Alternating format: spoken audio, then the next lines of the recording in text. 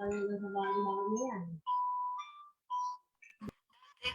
have, oh, oh, I look good, wow, oh, oh, who let me stop, fuck them.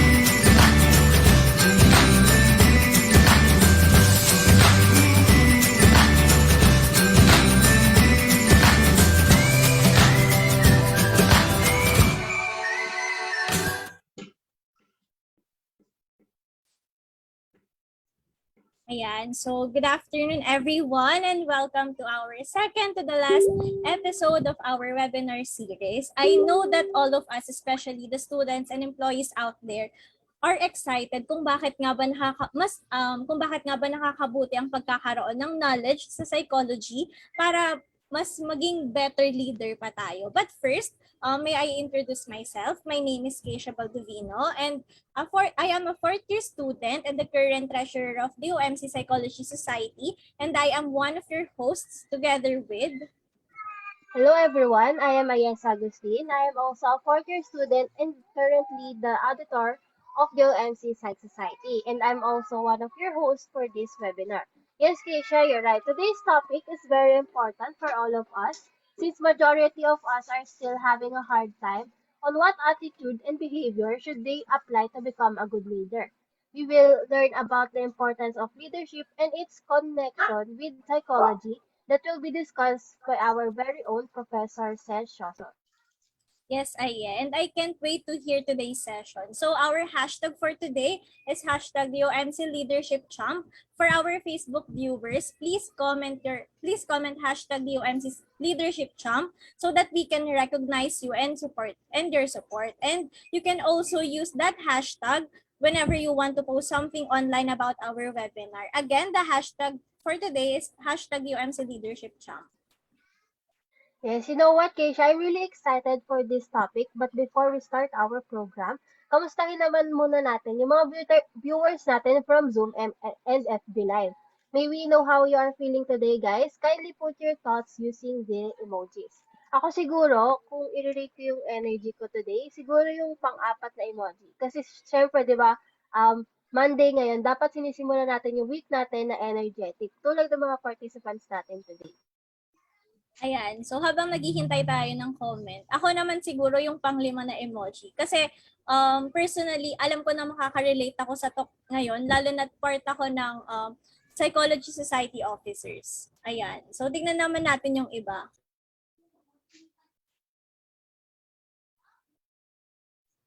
Sobrang saya naman ni Yancy. Ayan. Sabi ni Lorraine, excited daw siya.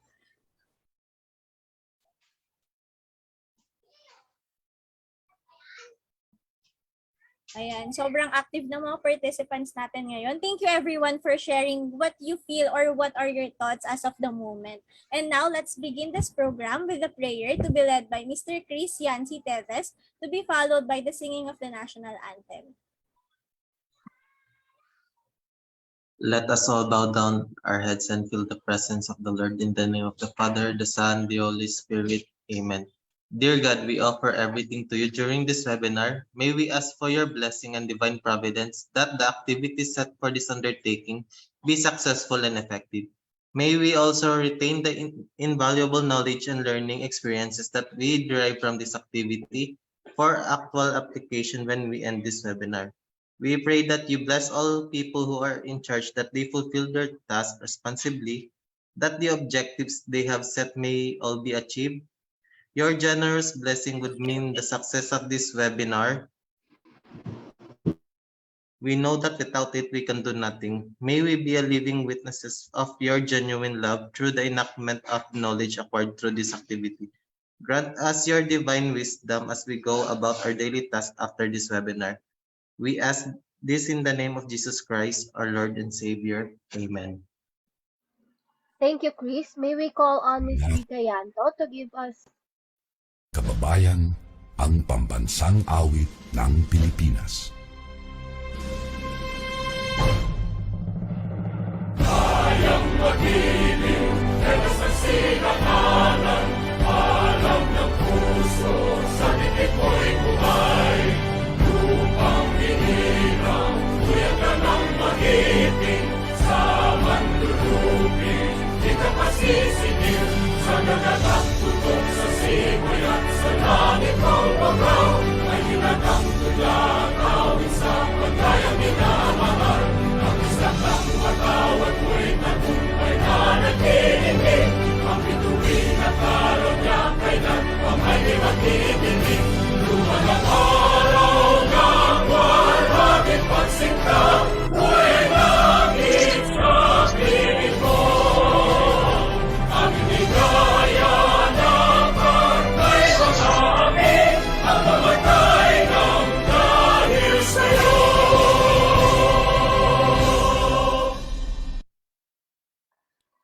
So thank you, Chris. May we call on Ms. Rika Yanto to give us the rules of this webinar. Hi, good afternoon, everyone. So I will give you the rules of today's webinar. So first, we ask to give your full attention for 1 to 2 hours for this webinar. Second, please disable microphones to avoid distractions to other participants. Third, for the Q&A portion, kindly use the chat box located at the right sides of your screen. Our resource speaker will be glad to entertain your questions after her discussion. At fourth, at the end of this webinar, we will give the links for our evaluation form so that you can receive your free e-certificate of participation for today's topic. And last, before we end our program, may we request all the participants to open your cameras for our photo opportunity. Thank you and enjoy the session. Thank you, Ms. Rika. So to begin this Hey program, everyone. we are pleased to have Professor Christian Ranche, Professor of the Psychology Department, to deliver the opening remarks. Meron kang pasok. Good day everyone. It is my pleasure to welcome everyone in this webinar entitled Psychology of Leadership. And this is in partnership with the De Ocampo Memorial College, Department of Psychology and Guidance and Counseling Department. So we are so proud and so excited to welcome every one of you as we embark another season of our webinar. So I know that most of you are asking why there is a need for a psychology of leadership training. And it's very important to know the nature of leadership and the different types of leadership and how does leadership affect group behavior and individual.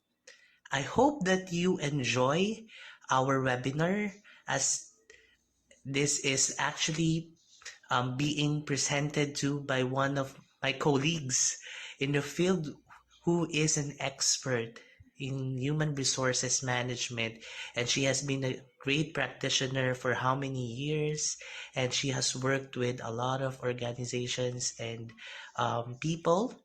So I'm so excited to welcome every one of you in this Psychology of Leadership webinar. I hope that you learn a lot from our resource person, who is a certified specialist in industrial organizational psychology. So this is Professor Belsioson that will be speaking to us in a while, and I'm so excited as we all welcome her.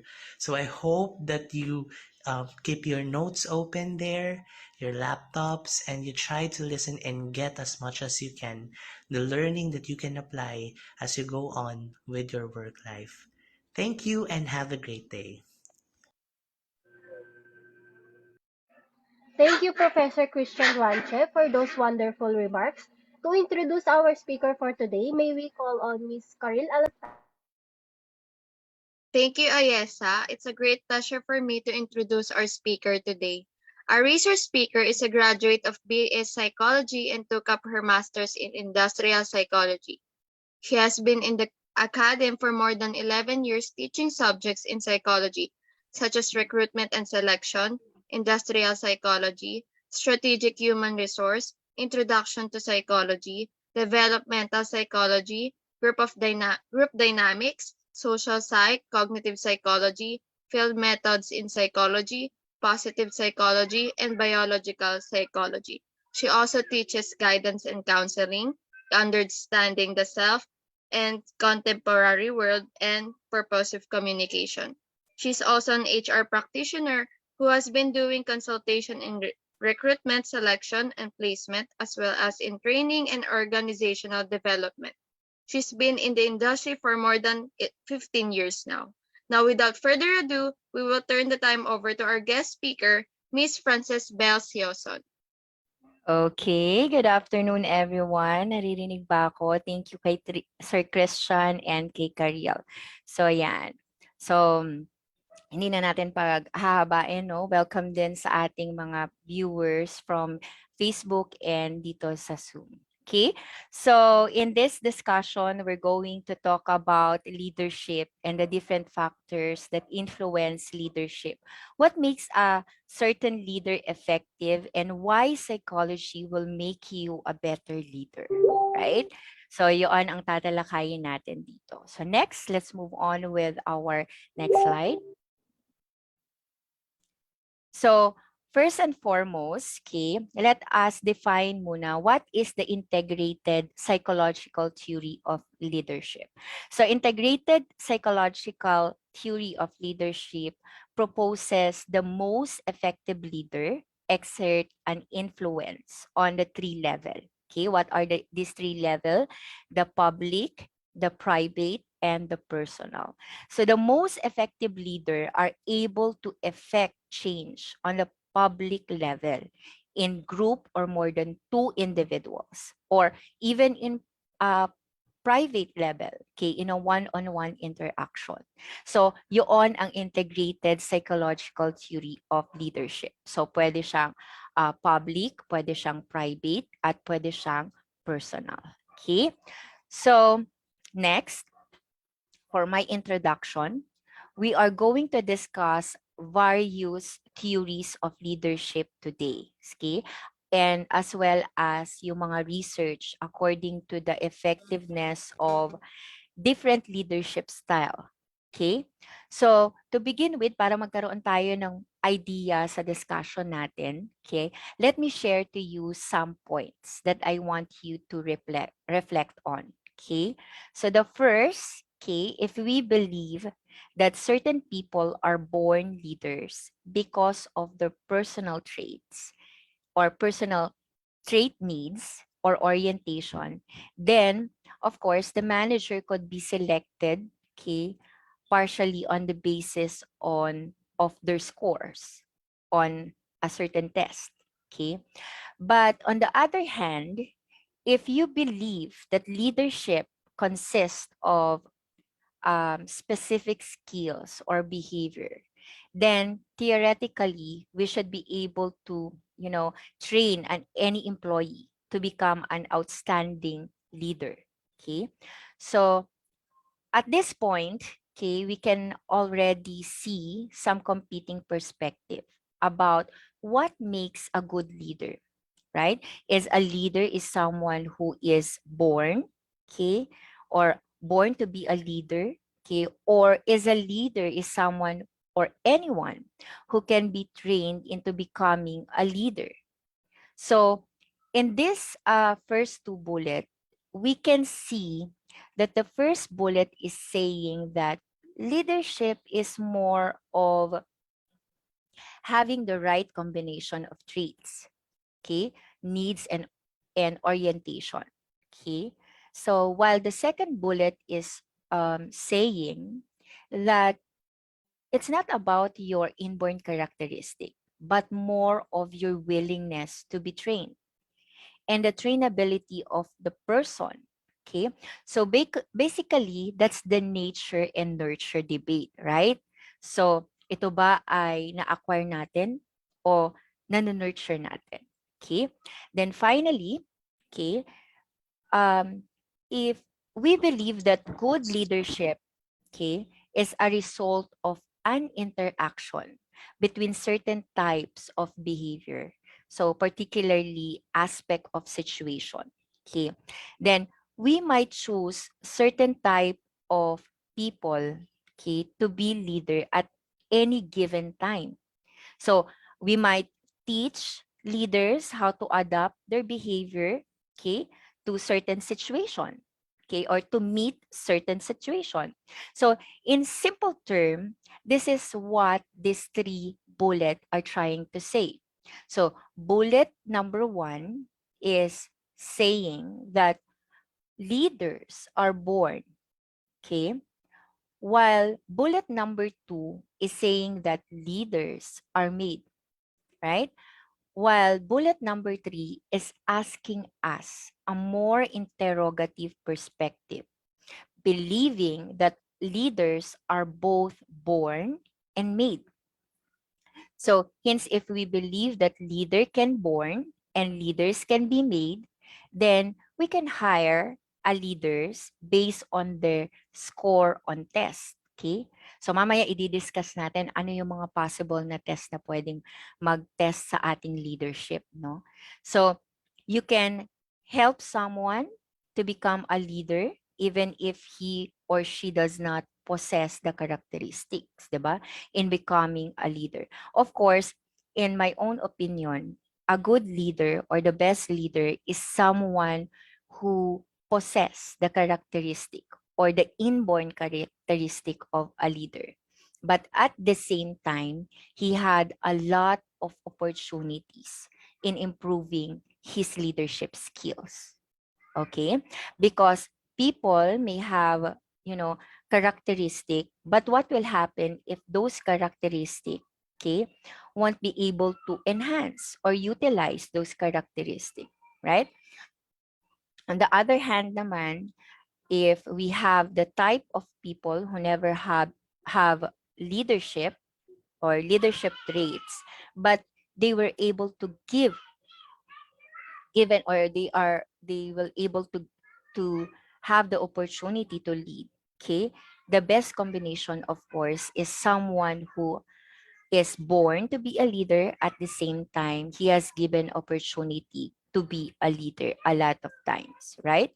So that is basically an introduction of what we are going to talk about today, because um, in leadership, in different leadership theories that we're going to discuss, you will see that there is different competing, okay, perspective, and there are competing models. And I want you to understand that there is no single model in understanding leadership.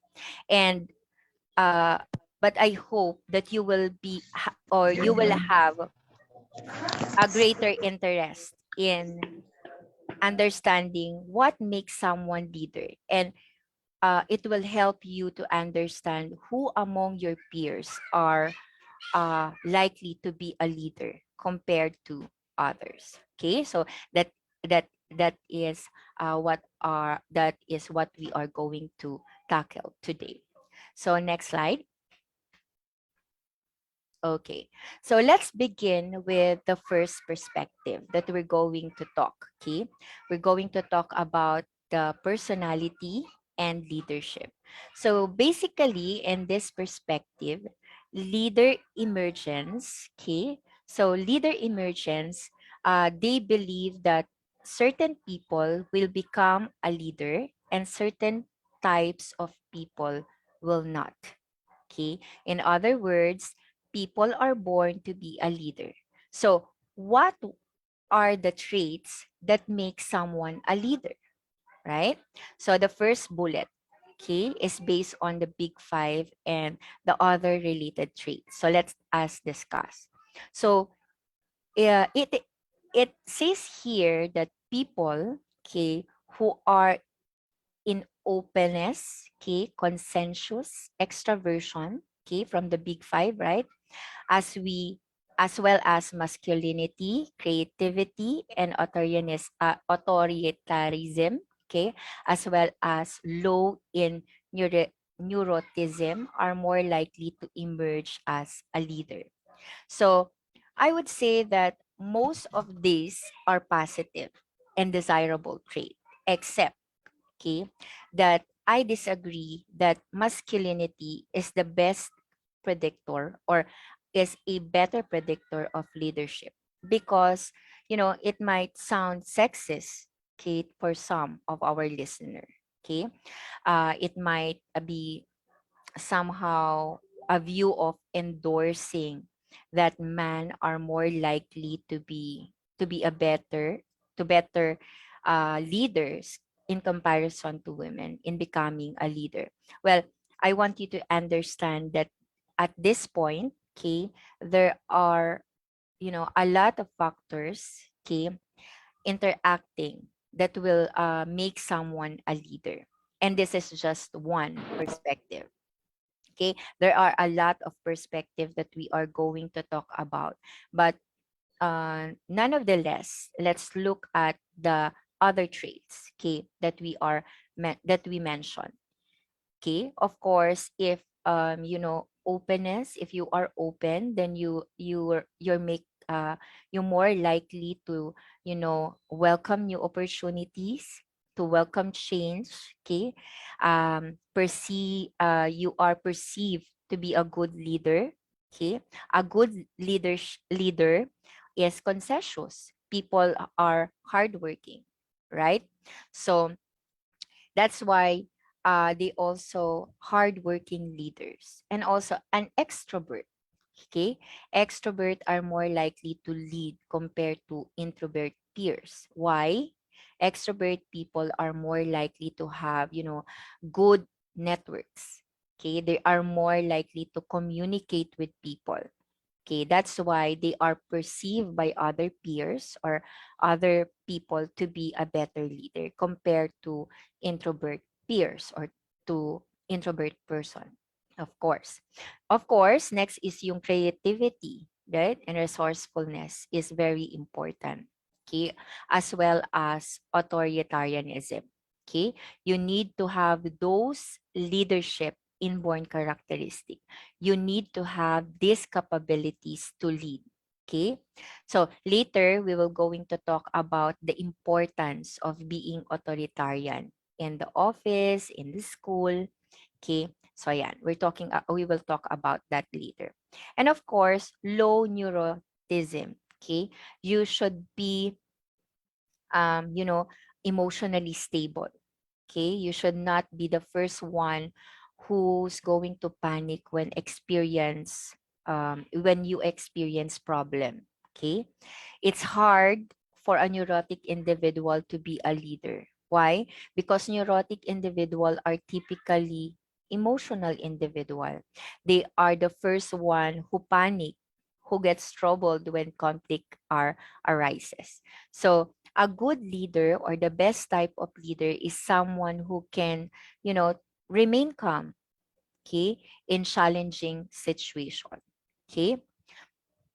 Other than that, you have to have a high self-monitors. Okay.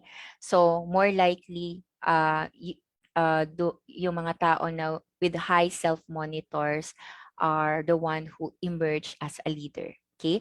For you to be considered as high self-monitor, you must be the one who adapt, okay, your behavior to social situation.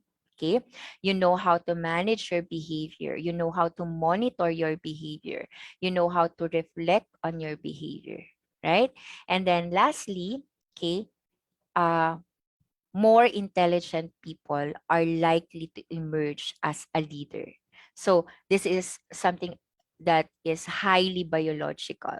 So because this talks about intelligence, right? Okay, so it shows that intelligent in a research, although it's not the best uh, predictor in the different areas of functioning when it comes to leadership, okay, being intelligent is a big plus. Okay. So, yun siya. So this is the third perspective I want you to understand. Okay. I want you to understand that some of you will disagree to me. Okay. With what I've said earlier. Okay. That on this third perspective, because some of you may not possess certain skills of leader, okay, that is being endorsed in this slide. Okay, some of us here may think that we are not born to be a leader because it says certain types of leader will not become a leader. But don't worry. Okay, this is just one perspective. We're going to talk about different perspective in how a person become a leader. So this is just one perspective. Okay, so yan, yung mga characteristic that we should have. Next.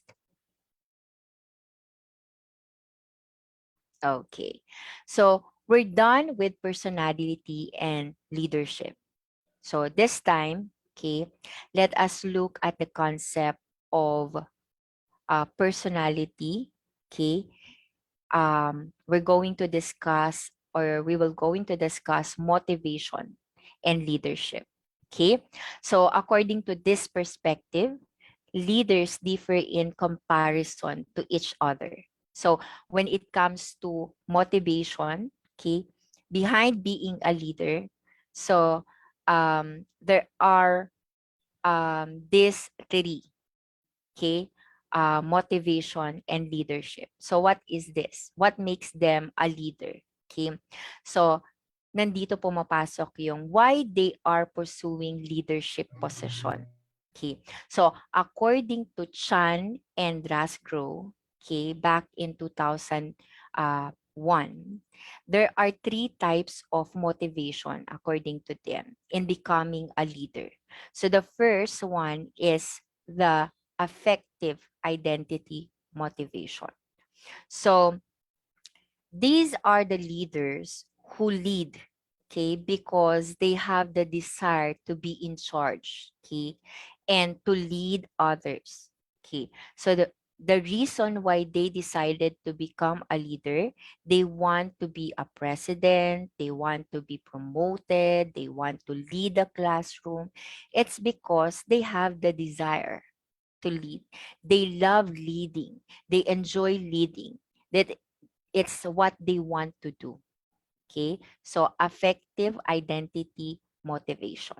That is one kind of leadership. Okay. Yung motivation nila behind their leadership skills. Okay. The next one is the non-calculative motivation. So ano naman tong non-calculative motivation? So if you have a non-calculative motivation, you want to be a leader because of personal gain. So example, so what if a leader or a leader position will allow you to make your resume look good? Right? Or what if becoming a manager will allow you to have a high salary, right? What if the leader in the class, okay, will give you some exemption, okay? So that is non-calculative motivation. You don't lead, okay? You don't necessarily want to be a leader because you like doing it. Okay, you want to be a leader because of personal gain. Okay, the the things that you will get, okay, out of leadership opportunity, right? So that is non-calculative model. Okay, the third one, okay, is the social normative motivation. So when we say social normative motivation, you lead because of duty or responsibility, right? So it's the sense of duty or responsibility. That is the reason why you lead. So this happens if you have an obligation towards the company. Okay, let's say you own a company, for example, you have a, a family corporation or family owned company, okay, and you are the next in line to be a leader, okay, of that company, okay. So it's your responsibility, it's your obligation to be a leader, okay. So it doesn't necessarily mean that you want to be a leader.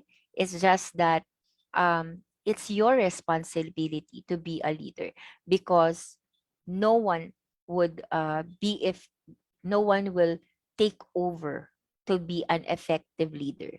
No one will accept, okay, that opportunity. So that is the social normative motivation.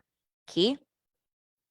So according to the research, okay, in industrial psychology, among these three, okay, types of motivation, okay, the best leaders are the one who have effective identity motivation in that research, in that research result. So I guess that it might be differ, okay, it might be differ depending on the culture or the setting of the company, okay, na pinagkondakan ng study, okay, or nung research. okay, that are conducted. So, yun. Okay? So, hopefully naiintindihan niyo yung paliwanag ko dito. So, we're done with the two perspective, the personality and motivation. Okay? There are a lot of perspective that we are going to discuss. So, let's move on. Okay, next.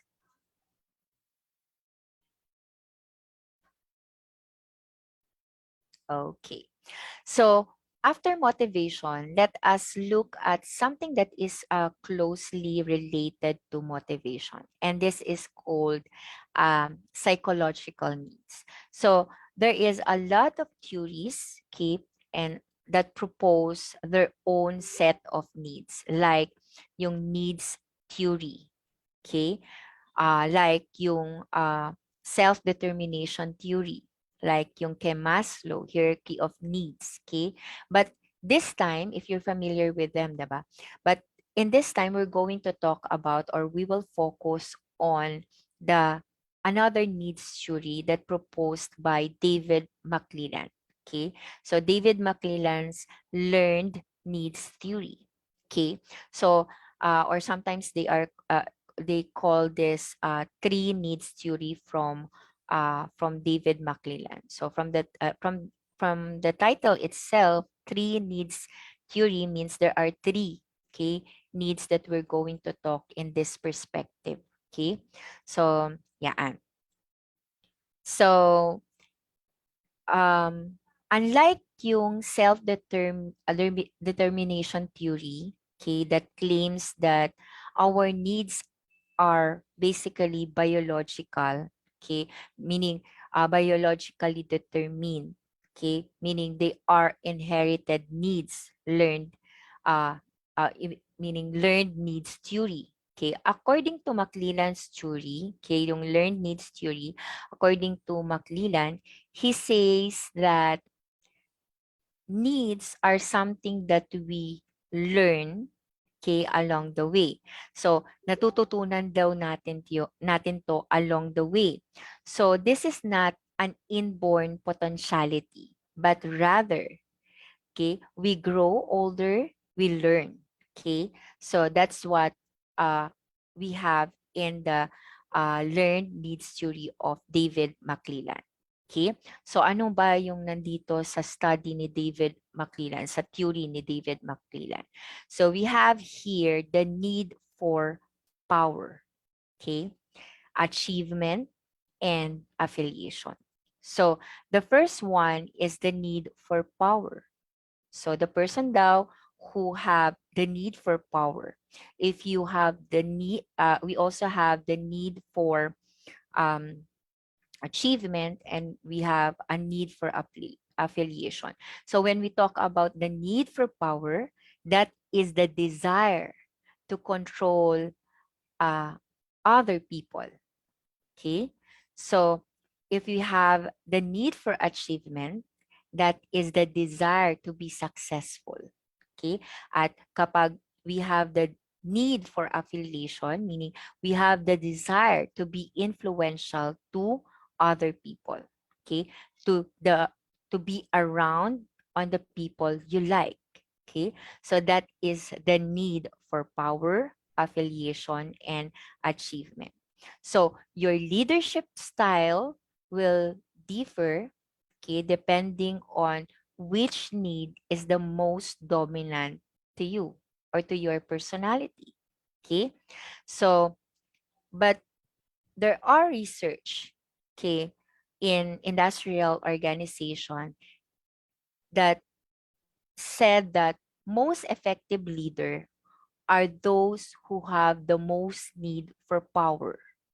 Okay, so it tells us that when that person, okay, has yung needs for power is high, okay, you have to have a power to be a good leader. Okay, you must have a high need for power.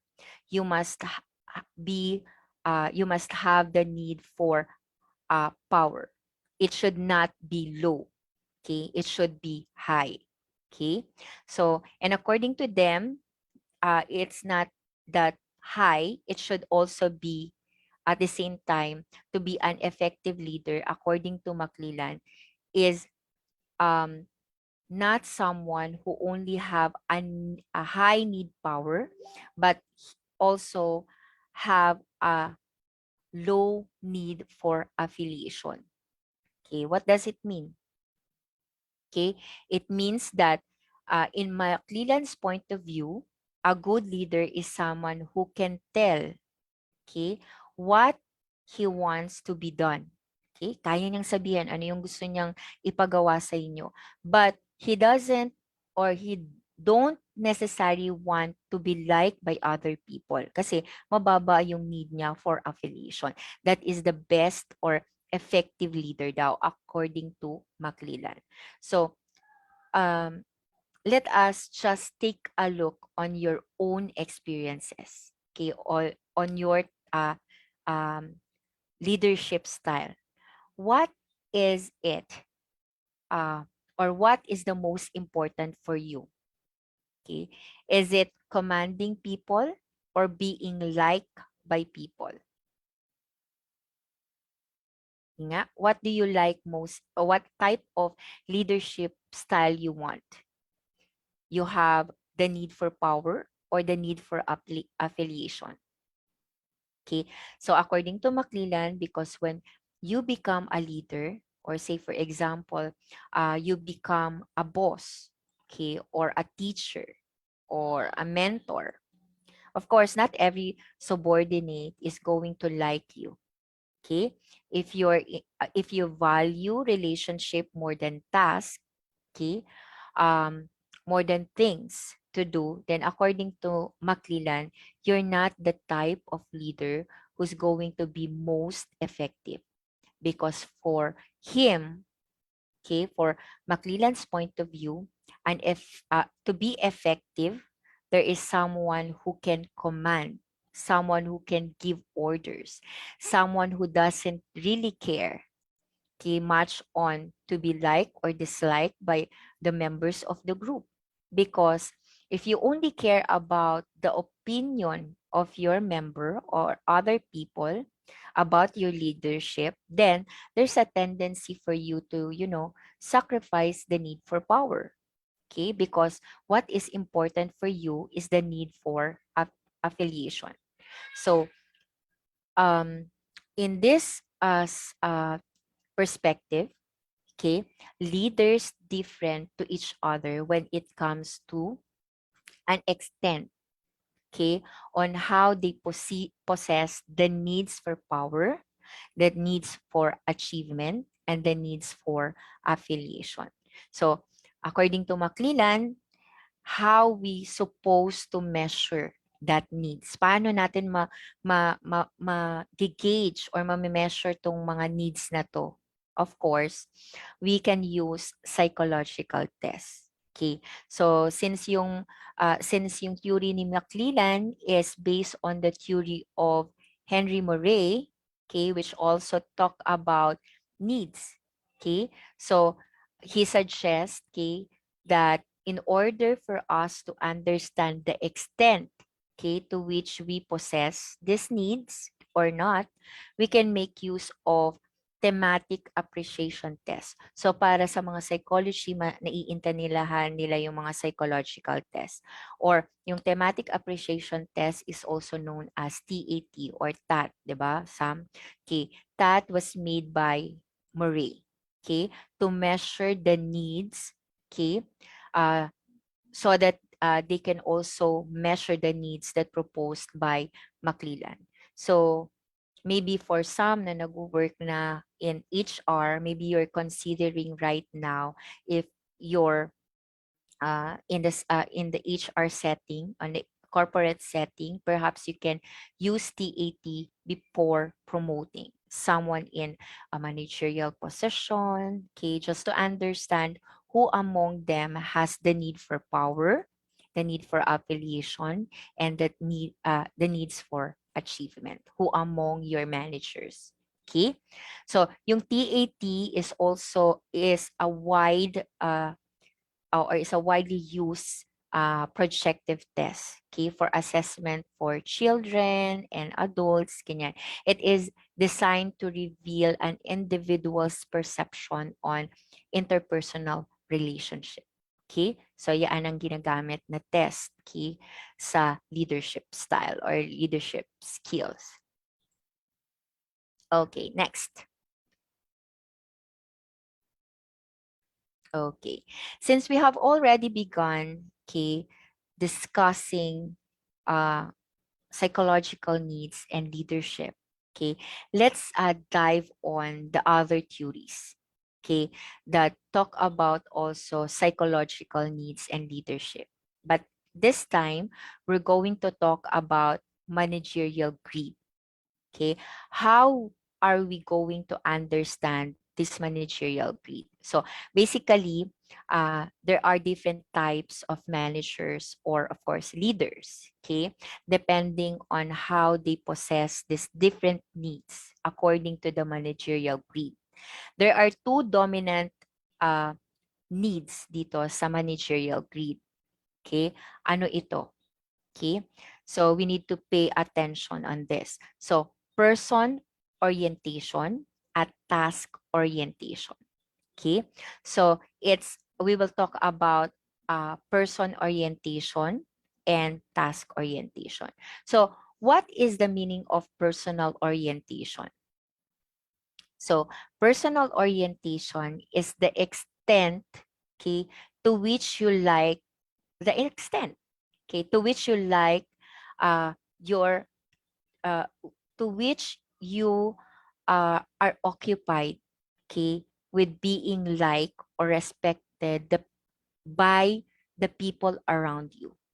Okay, so in layman's term, okay, person orientation is also known as relationship centered leader. Okay, more on relationship. Okay, so on the other hand, okay, ano naman tong task orientation? So task orientation is the extent to which you want the job, okay, the job to be done. You want them to accomplish a task, okay, that is task orientation. You want them to be productive. You want them to follow what you want them to do. Okay, so there are 4 possible combinations in this managerial greed, right?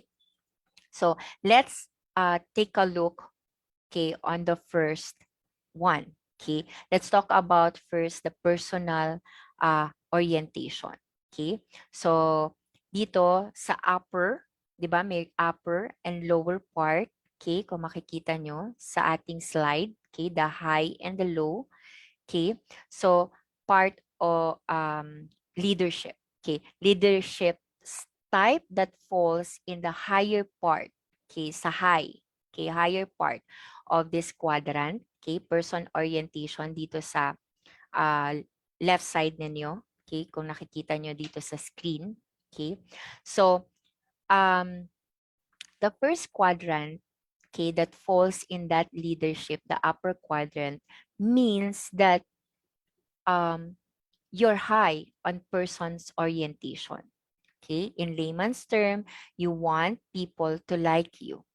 Okay, but if your leadership style, okay, falls on the lower quadrant, sa low, sa baba, okay, means that you don't really care about people's opinion about you. Okay, that's for your personal orientation. Okay, now let's move on with the task orientation.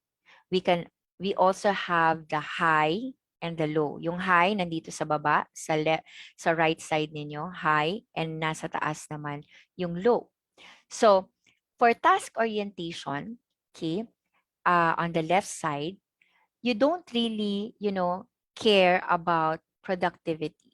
You do care, okay? I mean, you do care for productivity, okay?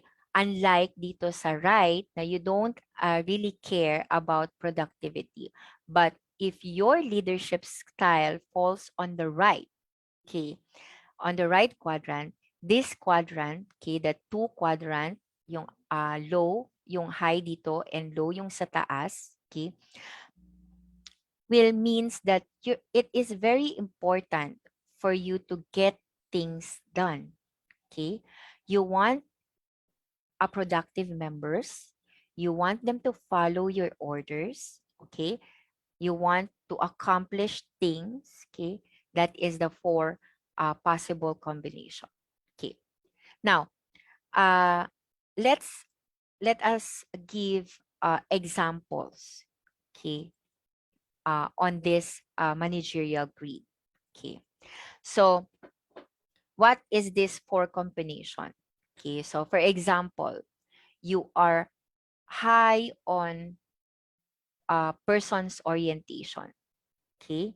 Or they are high on task orientation because they are on the right? So yun, 'di ba? Sa taas muna tayo. So yan. So the high they are high on person, they are high on task orientation, okay? Because they are on the right. Okay, it means that they want things to be done. But when it comes to personal orientation, they are low. Why? It means that these are leaders, okay, the ones on the right side, okay. These are the leaders who are very good when it comes to giving command, okay, but they don't care if you like them or dislike them. So basically, that they are the one who are highly authoritarian, okay. So those are the four, okay, four combination. Okay, the high in personal orientation but low in task. Okay, the low in personal orientation but high in task orientation. Okay, so or yun. Okay, so next one. Okay, para maintindihan natin. Okay, so naglagay ako dyan ng mga combination. So para maintindihan nyo, yung MG is managerial grid. Okay, so let's take a look at this actual combination para maintindihan nyo yung explanation ko. I will present to you it one by one. Okay, so here, okay, sa low muna tayo mag-start. Okay, person orientation, which is called impoverished. Okay, so it is called impoverished because they do not care about productivity. Okay, at the same time, they do not care about the satisfaction of people in the company, okay, or in organization. That's why they are impoverished. Okay, so they are low on both person and task orientation. So I think that's the worst type of leaders. Okay, followed by the country club leaders, right? So when we say that a leader is a country club leader, what his personal orientation, okay, orientation is low or high. Okay, high. High because it's on the upper side. It means that this country club leader want to be like, okay, or wants to be respected by his subordinate, okay, or her subordinate. But what about his task orientation? It's low, right? It means that connecting the dot, he wants to be liked by people around him, but he is not good when it comes to being a leader. Okay? So he's friendly type of leader who doesn't know how to get angry, okay, hindi sila nagagalit, he doesn't know how to reprimand other group members, he doesn't want to be he just want to be respected, okay, by other people. Okay, later I will give you some example, okay, yung makatotohanang example, ba? So, what about the one that is task oriented? So, what makes a task centered? Okay, either you're very good leader, okay, or you're so task oriented. You want the job to be done. Okay, you want them to be productive. You want to them to submit what you need. Okay, to be submitted. Okay, if you're late, you can reprimand. Okay, you can punish them. Okay, because uh, their personal orientation is low. Okay, so these leaders are very high on task orientation. They want things done, but their personal orientation is low. They don't care if you like them or not. Okay, but the best leader are called team leaders. Okay, so what is the team leader? So according to this managerial grid, okay, by the way, I put here MG, di ba? MG yung call natin, na code natin for managerial grid. Kasi later on, mag-add ako dyan ng isa pang perspective. Okay? So we're going to use this again, okay, on the another table. Okay, so yeah. So when we say team leaders, okay, yes, they are high in personal orientation. Okay, do they care about the task? Yes, they care high on the task orientation. So this is a combination of high task orientation and high personal orientation, yung team leader. Okay? So why are the best? Okay? Yung team leadership. Because other than being good leader, they are also productive. They can, you know, be productive. They can be efficient. Okay, other than being liked by their members.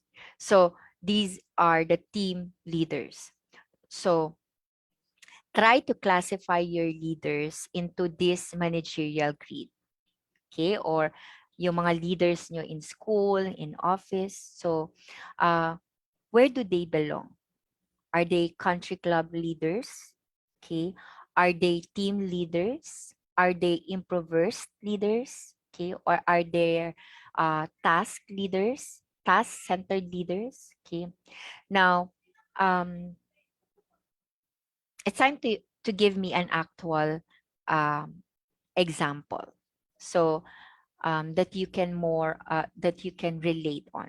Okay, so this one, let's relate leadership with the different types of, for example, teacher, right? So I will start with uh, team leader. Okay, so if a teacher in a team leader using the IO perspective, that it means that he or she is a good teacher. At the same time, she gives high grades. And I think, okay, and I think most of you like like that approach, right? Um, so high yung kanyang uh, person orientation and high yung kanyang task. Okay? So, she gives high grades. Okay? So, someone who knows how to teach well. Okay? Someone who gives high grades. So, basically, that's the way that we can understand the team leadership in the classroom. But we also have teacher who is task-centered.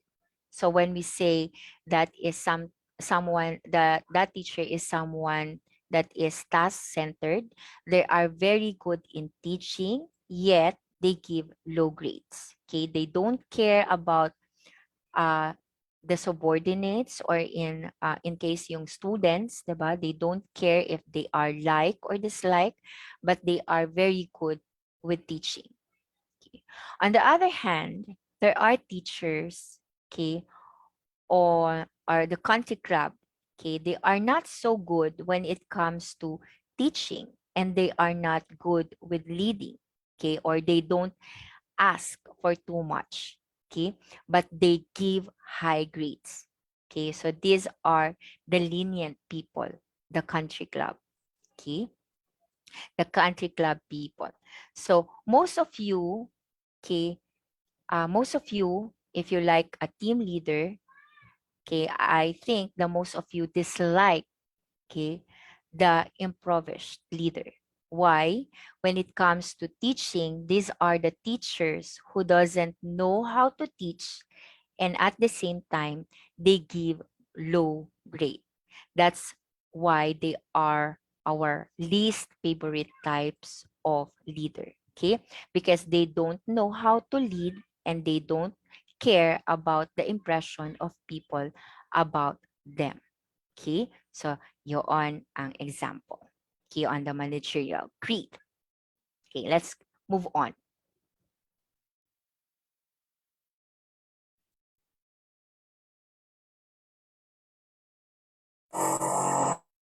Okay, so let's take a look at the actual combination naman. Okay, let's look or let's talk about the theory X and theory Y. Okay, so by um, Douglas MacGregor. And according to Douglas MacGregor, there are two categories of leader. Okay, there is a theory X and the theory Y. And leaders, okay, or leader is a leader who believes that people or subordinates are extrinsically motivated. So what is extrinsic motivation? You are motivated by the low needs. According to the theory, okay, extrinsic motivation is like, doing something for money, doing something for external validation. So you're not doing something because you want to do it. Okay, you're doing something because of something external, okay, like money, like increase, okay, or monetary, di ba? Okay, so if you believe that leader are extrinsically motivated, okay, leaders, okay, lead by directives or setting goals. Okay, nagsiset sila ng goals. On the other hand, when um, we have the theory Y, leaders. When we say that the leaders is theory Y, okay, he believes that employees are instinctively motivated and thus lead by empowering, okay, their employees. Okay, so what does it mean? If you're in theory Y leader, you believe that employees go to work not just because of money, okay? Not just because of money, but because of the basic need, okay? But rather they go to work because they want to grow. They want to be better person, right? So do this is how do they lead, okay? So empowering their employees. In other words, itong perspective ng theory X and theory Y, who among them is a strict kind of leader? What do you think? Who among them is the strict kind of leader? Because theory X, right? Theory X, because why? Because they lead by being directed. Okay, so in layman's term, leaders are hands-on leaders. They are very hands-on because they think that their subordinates are lazy. Okay, for example, that's another way to say that someone is in theory X leadership. Okay, so if you believe that, for example, your employee are lazy, you're very hands-on, you watch their every move, for example. Okay, on the other hand, a theory Y believes that employee are instinctively motivated. So in other terms, you believe that employees are hardworking. Therefore, they empower them. Okay. They what we mean by empower, okay, they are very hands off. They allow their subordinate to decide. Okay. They don't watch. They uh they give their all time. Okay. So they are free to do everything they want. Okay. You don't watch them all the time. Okay. That is the theory X and theory Y. Okay. To understand this theory. So um let's relate this to the classroom experiences once again. Okay. I think we are able to understand this uh, perspective, okay, in terms of the older teachers, okay, who falls in the Theory X criteria. And the Theory X group, okay, why I put the older teachers, okay, older teachers are more hands-on. They want if they want you to for example to write words by words, or they say they check your output, okay, they are very hands-on. They watch your activity, your assignment, okay, your every move, okay. They see if they see something wrong, okay, they correct it immediately. That is older teacher, which belong to theory X. Okay. While on the other hand, okay, yung theory Y naman, my example is the younger generation, younger teachers. Okay. So what I've noticed in younger teacher is that younger teacher are more on hands off, not on so hands on. Okay, like for example, in college, okay, when in the university, okay, they give you yung mga younger teachers, they don't like to check your works, okay, in detail. Okay, they give you freedom with what you want to do. Okay, they don't uh, like to give structure. Okay, they allow students to work with each other. Okay, na free. Okay, kayong gawin kung ano yung gusto nyo. Okay, they do not check um, kung nasaan na. But i-surprise nyo na lang ako on your presentation. Okay, so they allow students to work, okay, on their own. Okay, so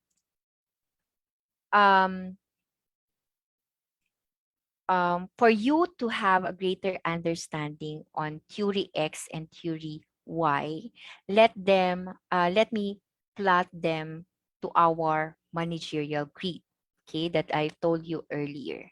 So, sige, let's move on to the next slide.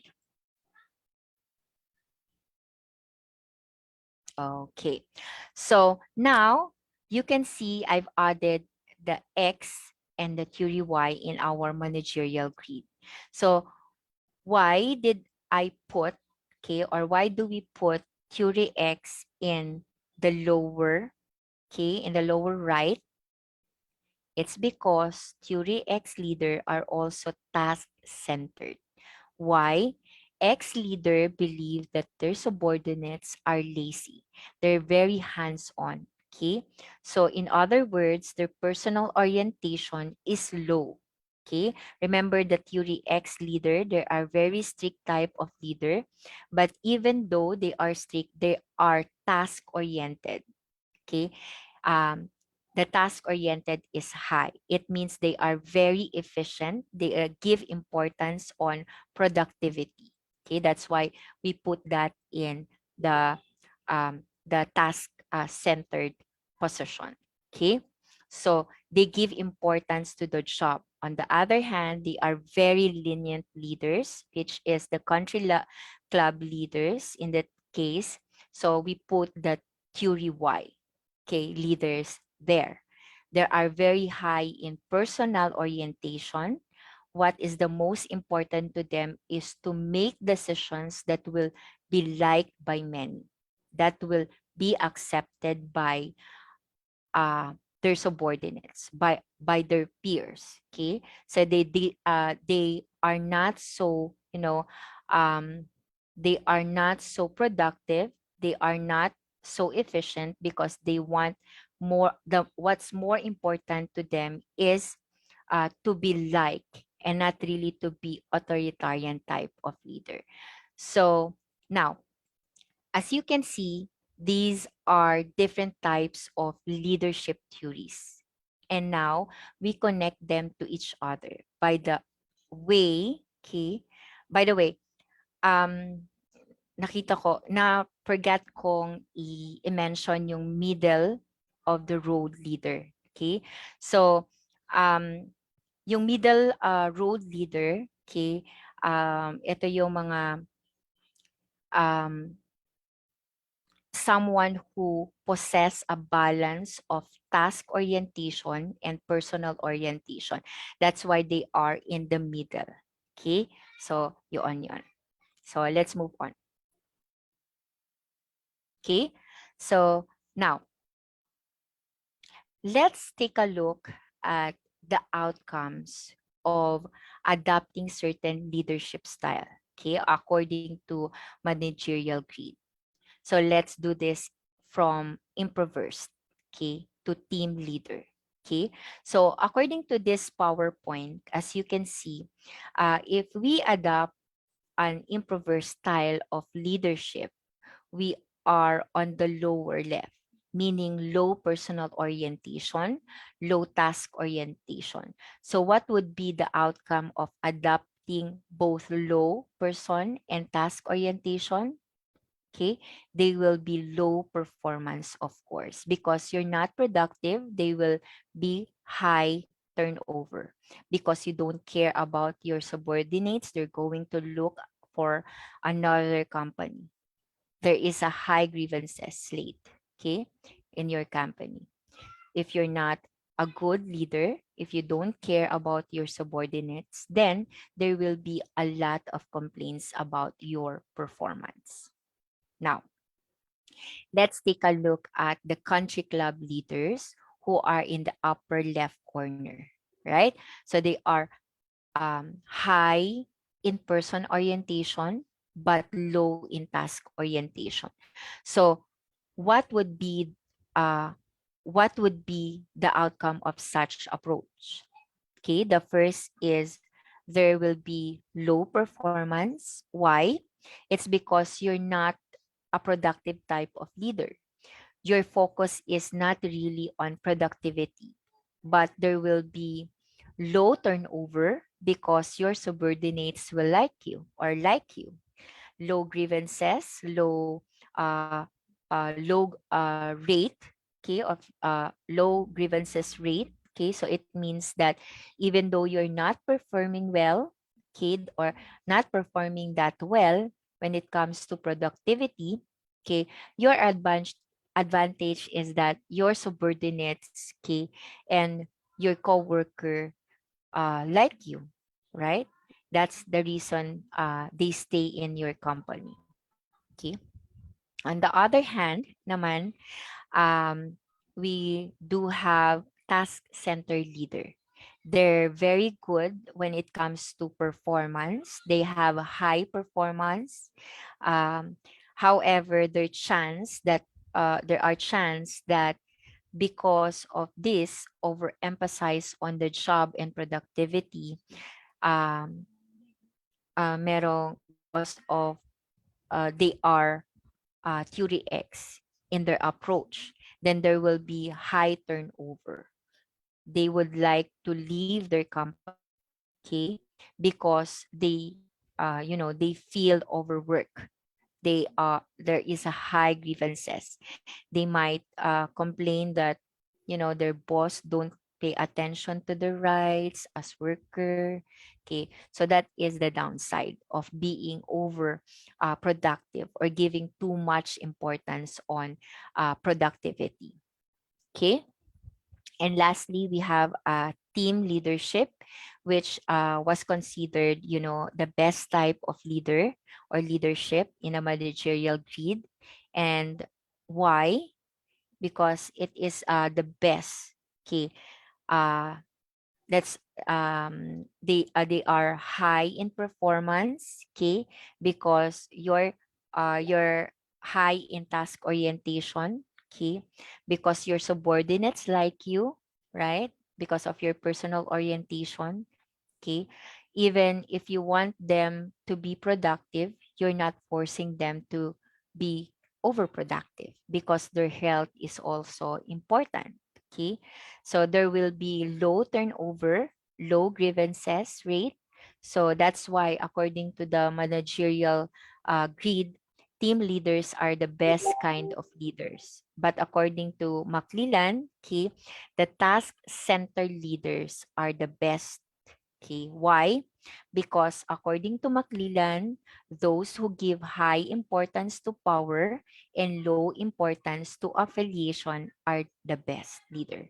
So, right, you right now you can see the opposing view when it comes to the best type of leadership approach. Okay, so yeah. So next, okay,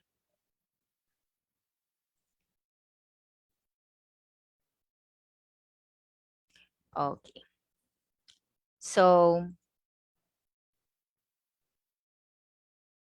okay. So, what are the possible threats naman to leadership? What are the psychological threats that you should not possess if you want to be an effective leader? Okay. First, there is what we call paranoid passive aggressive leader, or leaders that has deeply rooted or unconscious resentment or anger. Okay, they do this. Okay, what they do is uh, they spread rumors about their subordinates. Okay, so they spread rumors about their subordinates in your face. They look like they care about you, but deep inside they are really hate you, or they really hate you, and they express their hatred of you when they are communicating to other. Okay, so that is a passive aggressive leader, or the paranoid type of leader. Of course, we don't want to work with this people, or for that someone, or with someone like this. Okay, so we don't want to work with someone who highly likable. Okay, so yeah. So next one is a high likability floaters. So ano naman tong high likability floaters? Then what's more important to you is to be friendly to everyone. Okay? Lahat friendly. Okay? You never challenge anyone's idea. So, imagine niyo yung this kind of leader who doesn't know how to question another's person's idea. So, what if the subordinates are proposing something that is wrong? Okay, then you will not be able to correct, okay, or to correct that belief of your subordinates. You will not be able to do the right thing because what you want to do is to be right and not to be to do the right thing. So you also don't want to work on this person, okay, on or this kind of leader. Okay, and of course, you also don't want to work for someone who is a narcissist, or leaders who are very or overconfident about their skills, even though they have nothing to be confident of or about. Okay, so you don't want to work with this kind of people, because you want to work with competent, competent and confident leaders, but not the one who are overconfident, right? So that's the traits or the threats, okay, that for leadership. Okay, next.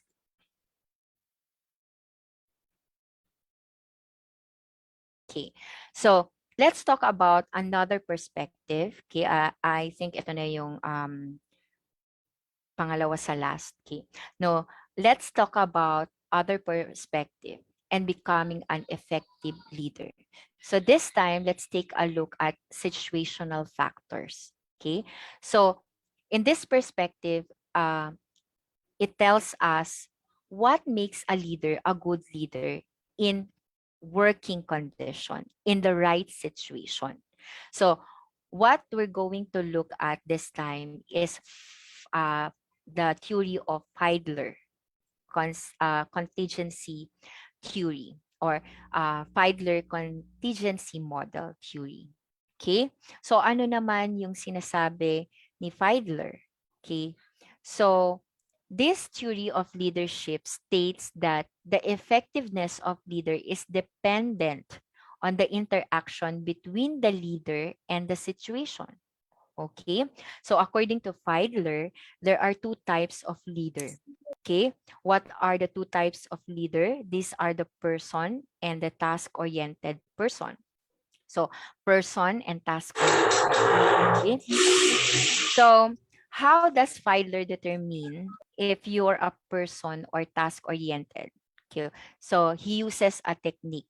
Okay, what he does is he measure your attitude towards your coworker by using the least preferred co-worker scales, or LPC. Okay, so what is the least preferred coworker scale? Okay, what is Feidler does is he would ask a leader, who among your subordinates, okay, you don't want to work. Okay, so you don't he will ask you, who among your subordinates you don't want to work with. Okay, your least favorite subordinates. So in order for us to understand or relate on this perspective, I'm going to ask you right now, if I'm going to group you, okay, with your classmates, for example, or to your subordinates, who would be your least favorite classmate? Who will be your least favorite groupmate? Okay. So I hope that you have someone in mind right now, right? Nakikita ko sa inyong mga mata. Okay. What Tyler would ask you to do is to give that least favorite groupmate a grade. Okay. He will ask you to grade that person. Okay. So I'm imagining that the person who came to your mind, okay, is someone who had been your groupmate, or say example in a project. Okay. But this person is your least favorite groupmate or your classmate, because even though you have a project, this person did not contribute anything in your group project or your project. So that's why he is the least favorite. So I'm going to ask you to give that person a grade. So you can either give him low grade or high grade, just like giving grades to your peers in school, in the office, di ba? Kapag sa performance evaluation. Okay. How does Feidler define this perspective? So if you're a person or task-oriented, okay, so for example, your groupmate, I ask you to give him grade, even though you don't like the person. Okay, for example, even though you don't like the person, you give him perfect grade in that subject. Okay, so let me ask you, what kind of leader are you? If you give a high grades to bad performers or to your least favorite uh, co-workers, you're a task-oriented or person-oriented? Remember, di ba, diniscuss natin kanina, you give high grade to someone who did not do anything. So, are you a person-oriented or a task-oriented? Okay, of course, you are a person-oriented leader. So remember that a person-oriented leader is also a relationship-oriented leader. So now you have a greater understanding of what is a relationship-oriented leader. He or she is someone who wants to be liked by everyone, even though he sacrificed what we call productivity and efficiency. So that's the person-oriented leader. So that is according to Feidler. Okay, so let us take a look naman on the task-oriented leader. So how does Feidler tells us? Okay, so the task-oriented leader, you're a task-oriented leader if you give low grades to your least preferred classmates. Okay, in other words, you gave a failing mark to your least productive group member. So the only person who can give failing mark to someone who did not do well in the group project is the task-oriented, okay, or the task-oriented leader. If you're my groupmate, for example, I give you failing mark, then it means that what's more important to me is the task, not our relationship, okay, as groupmate. Okay, that's how Feidler was able to know if you are um, if you value relationship or you value task over relationship. So that is the Feidler contingency model. Okay, so next.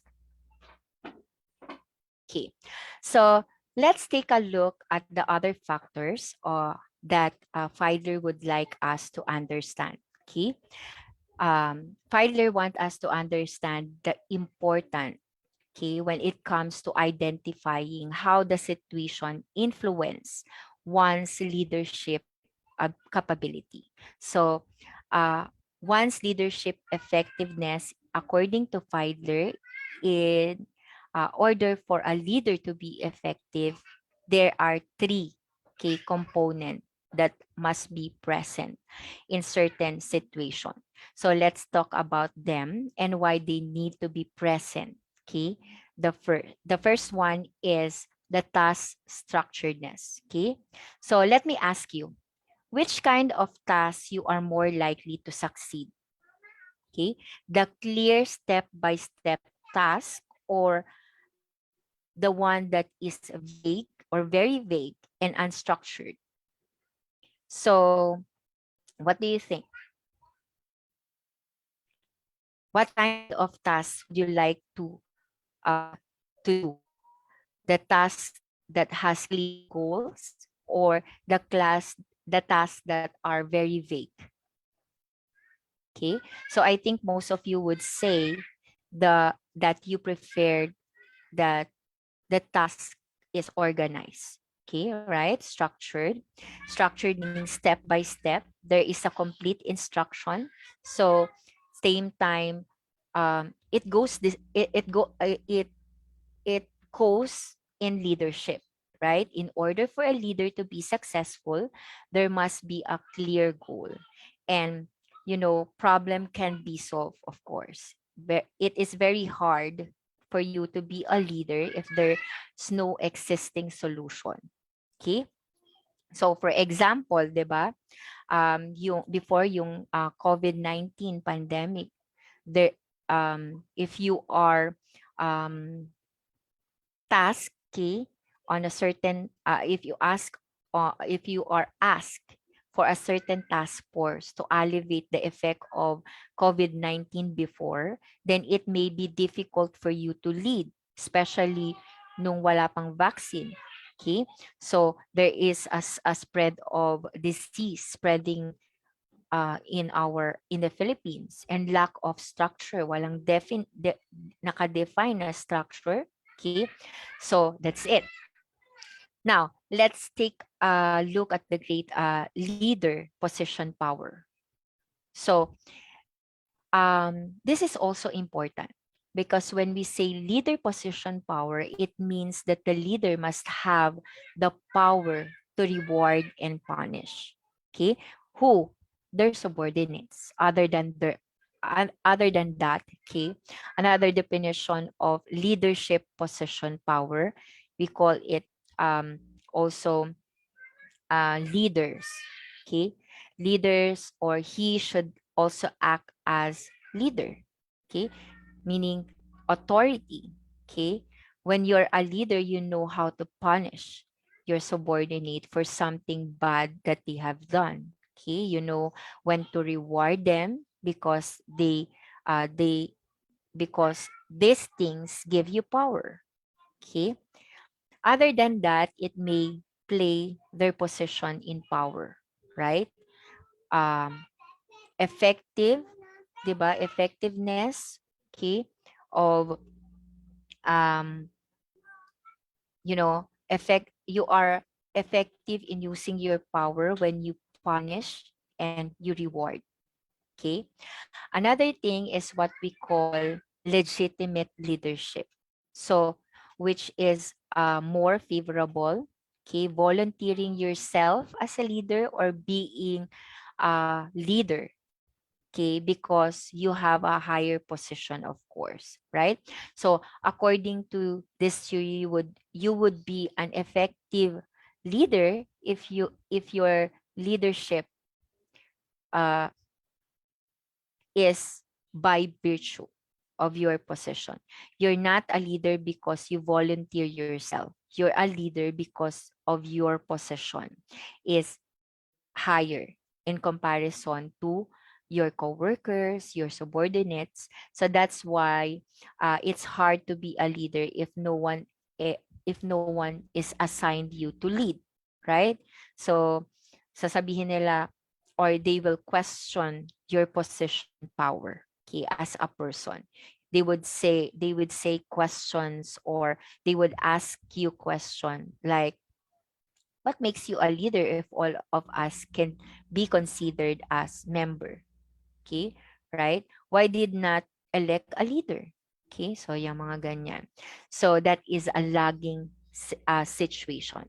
Okay, where there is one is choosing to be a leader as someone who be assigned to be a leader, right? So of course, it's easier to lead. Okay, that is by legitimate power. So yung binigay sa iyo yung kapangyarihan, binoto ka ng karamihan, 'di ba? Hindi mo binolunteer yung sarili mo. So that is a legitimate power. Okay? We're going to talk about that in a last part of this lecture. So finally, leader member relation. So of course, it would be favorable for leader, okay, for if his or her member uh, like him, okay, in comparison to leader wherein the member dislikes him, right? So in order for a leader to be effective, this three situation must be present, must be the component of the situation on the leadership situation. Okay, dapat merong structure, dapat yung leader position power, he knows how to punish and reward, and the leader member relation, dapat like ka ng iyong subordinates para sumunod sila, right? So next.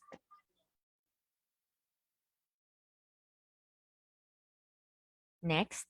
Yan. So next we have what we call the impact theory of leadership. Once again, this is based on situation. But this time, what we are going to focus is what we call organizational climate. So when we say on the organizational climate, what we are referring is organizational culture. Okay, so um, in this presentation, okay, what is present in the situation in the company. So yun ang organizational culture. What is present status of the company or the organization. Okay. So according to this theory, there are 6 different situations. So meaning this means that we're going to have 6 different leadership styles and situation, right? For this leadership and situational factor of impact theory. So next, ano nga ba tong impact theory? So let's take a look at this. So why is it called impact theory? Because they have the acronym, okay, for the 6 type of leadership: the informational, magnetic, possession, affiliation, coercive, and tactical. So that is the 6 type of leadership. So according to the theory, okay, so a certain style will only be effective in a certain climate. Okay? Yung climate na pinag-uusapan natin, yung kultura ng company, ng organization. Okay? For a certain, okay, climate. So for the climate of ignorance, okay, meaning a climate or a culture wherein people don't know what to do, okay, they need an informational leader. So during the time we have to adapt to the online class, okay, we don't know yet what we need to do. That's why we need someone who can lead us, okay, and that person who can lead is someone with experience in doing online class. Other than that, they also what we call despair situation. So it happens when there is a low morale in the company. Say, for example, you just had a loss in your company, or people leaving your company. You need someone who is magnetic, someone who has a gift, okay, or gifted in speaking, okay, someone who is easy to approach, okay, he or she would be able to guide you through on a desperate situation.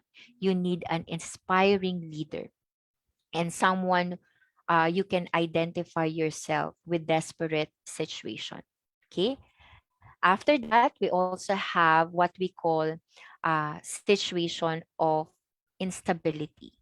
Okay, instability wherein you are not sure what to do. So there are choices. You have resources, but you don't know which are you, what are your goals. Okay, you are going to pursue. Okay, so you need someone with possession type of leadership. When we say possession, okay, this one once again similar to leadership possession power or similar to legitimate power. So what is the meaning of possession type leadership? It means that what makes you leader is your position in the company. Okay, that's why we think of our supervisors, our managers, okay, the, are leaders. They are leaders because of their position, okay, that is higher, okay, than, okay, higher than the others, okay, in comparison with other position, okay, position leadership. So in times where you don't know what you're going to do, ask for help for your teachers, from your managers, from your executive, because their position or their decision will help you or guide you through this climate of instability. Other than that, we also have what we call the climate of anxiety. Say, for example, everybody's thinking, what if we're going to lose our job? Okay. Or what if our company going to lose? Okay. Or magsasarado na for closure, for permanent closure. So according to this theory, we have the tendency to approach someone who is high on affiliation or affiliative type of leader. So affiliative type of leader is someone who is close to the subordinates. Okay? So in simple term, what is this saying? That during times of anxiety, we approach those uh those co-workers who are very friendly. Okay? Nangyari to, 'di ba, nung kapanahunan ng pandemic, nagkakaroon ng restructuring sa company. Okay? So ito yung mga kind of leader na nag-emerge during that time. So that's how we look for comfort during times of worry. Then after that, we also have the crisis in climate. So climate, there's a need for, decision making, but certain decision can result in extreme outcome. So what is the example of crisis climate? So let's say your group of we there's a group of firefighters, and they're going to extinguish a huge fire, okay, in the neighborhood. So that's a climate of crisis. Okay, climate of crisis was what you need is a leader who is coercive, someone who can correct bad decision, someone who can punish bad decision in times of crisis. You cannot let violators go. Okay, you should give immediate punishment. You should correct bad behaviors, so you'll be able to make your way through the crisis. Okay, so finally, we also have what we call climate of disorganization. In a climate of disorganization, you have resources, but you don't know how to use it. Okay, so in other words, you have everything that you need, but you need the brain of someone who can, strategize. You need to have a tactical leader, someone who is intelligent, someone who is experienced in doing this thing. So that is a tactical leader. Someone who is very resourceful, or someone who is very crafty with what is given to him, or he or her. So according to the impact theory, your certain leadership style may only be effective in one climate, but not going to be effective anymore in other climate.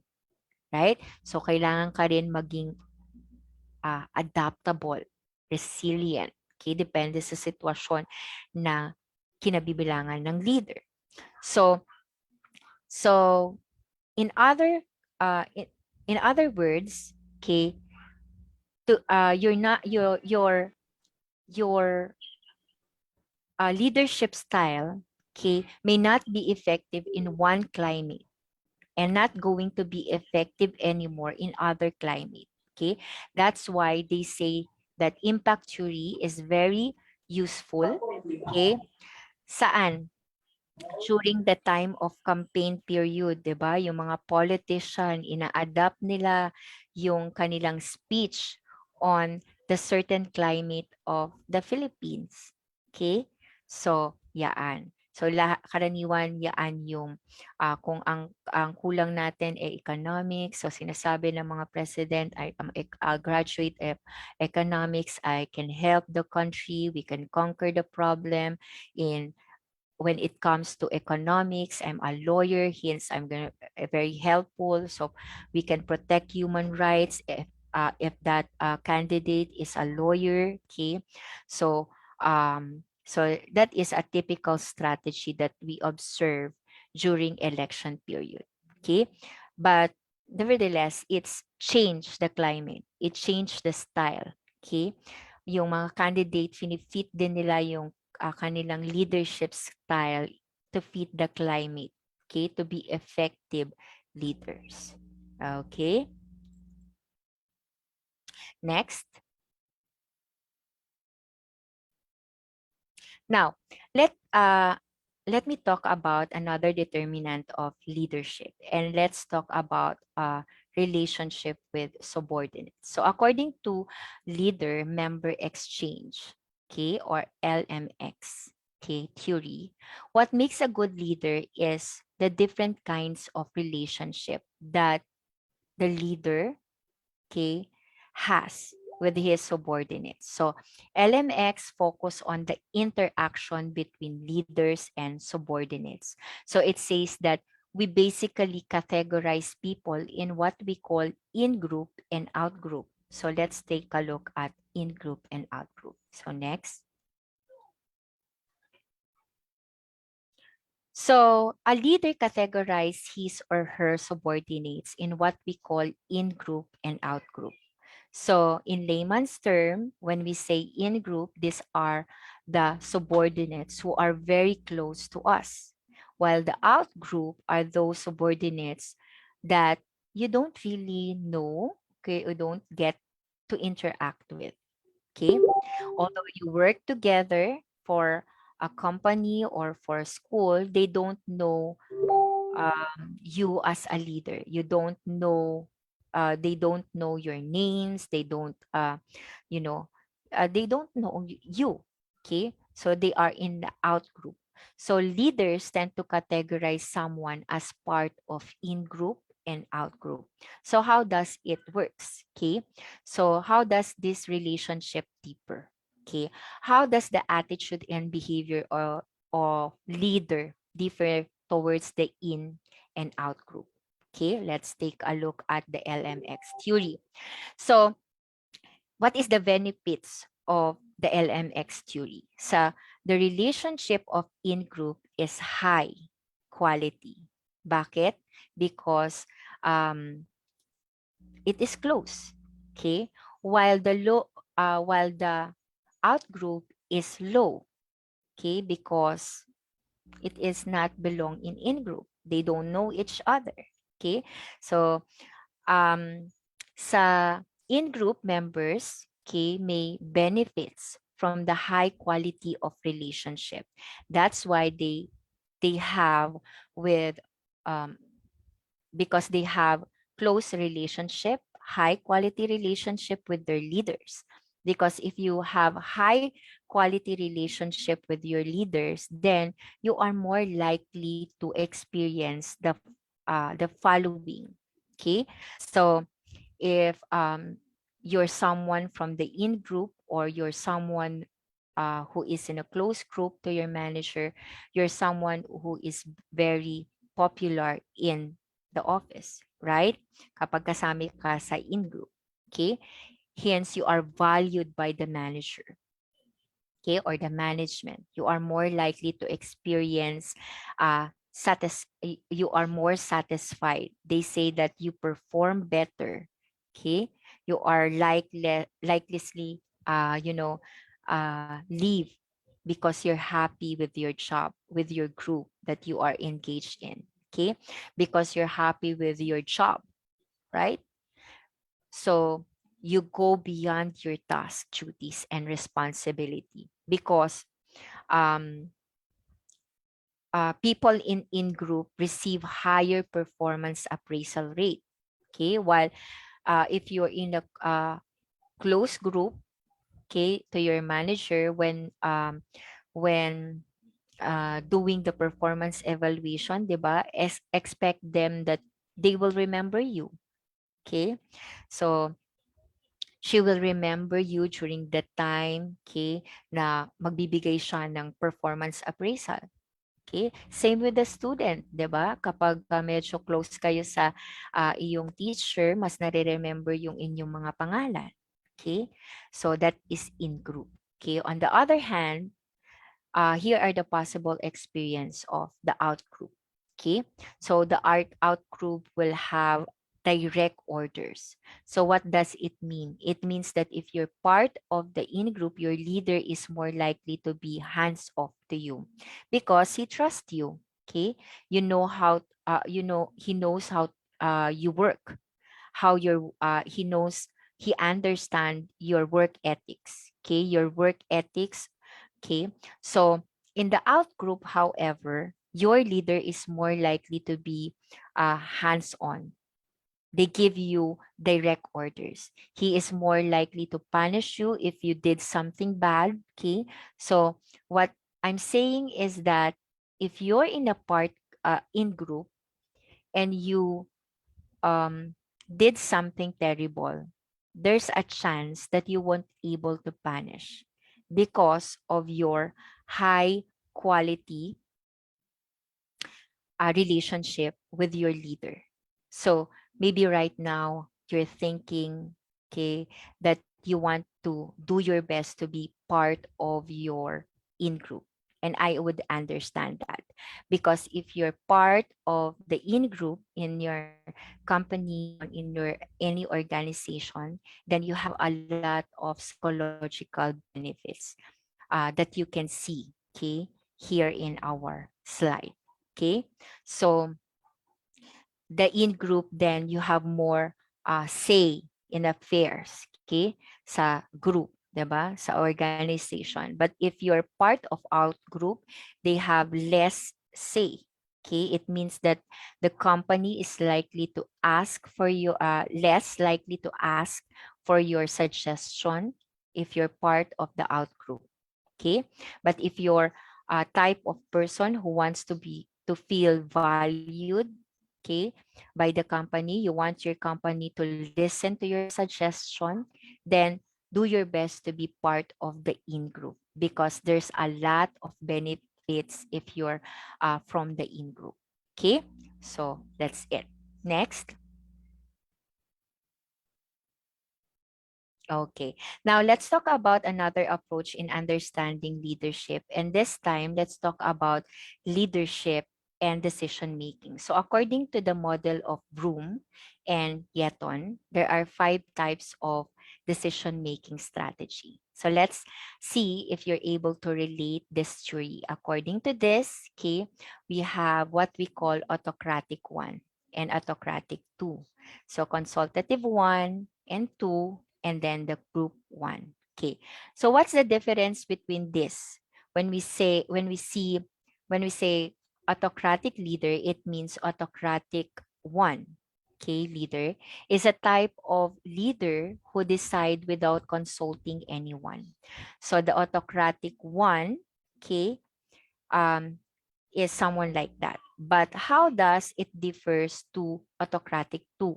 Okay, leaders.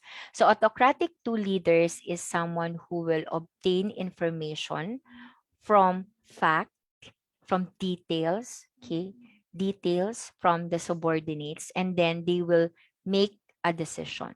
Okay, so the question is, um, autocratic 2 in autocratic 2 is this: will the subordinates know the problem? Perhaps yes, perhaps no.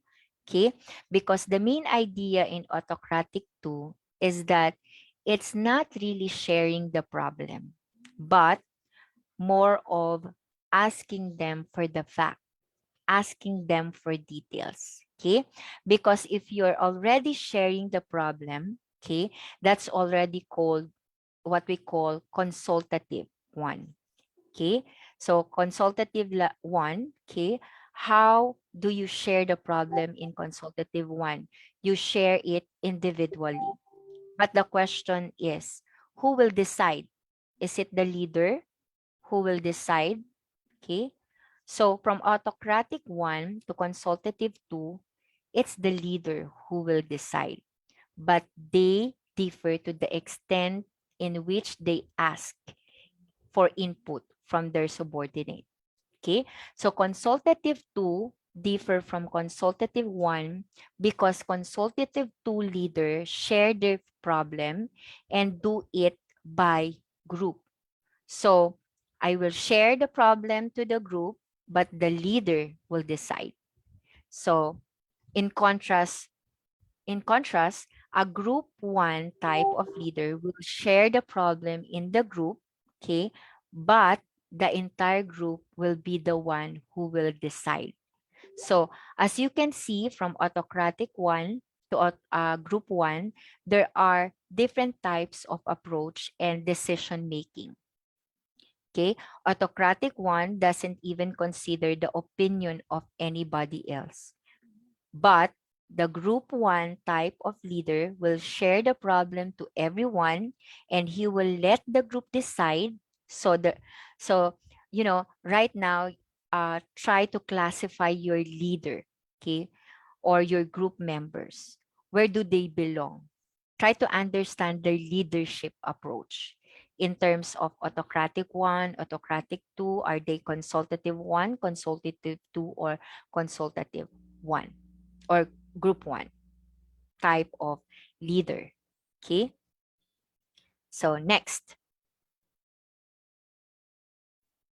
So how does the type of power influence the style of leadership? So let us talk about different types of power. So first type of power, okay, these are different, there are different sources of power. What makes you a leader?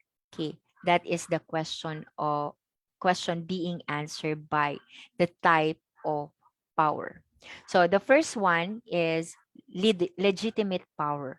So if we say that you have legitimate power, then you are powerful because your position, say for example, your co-workers, you have the same position. For example, both of you are, uh, for example, teacher. Okay, then teacher B keeps on commanding you. Okay, for example, okay, will you follow? Of course, not.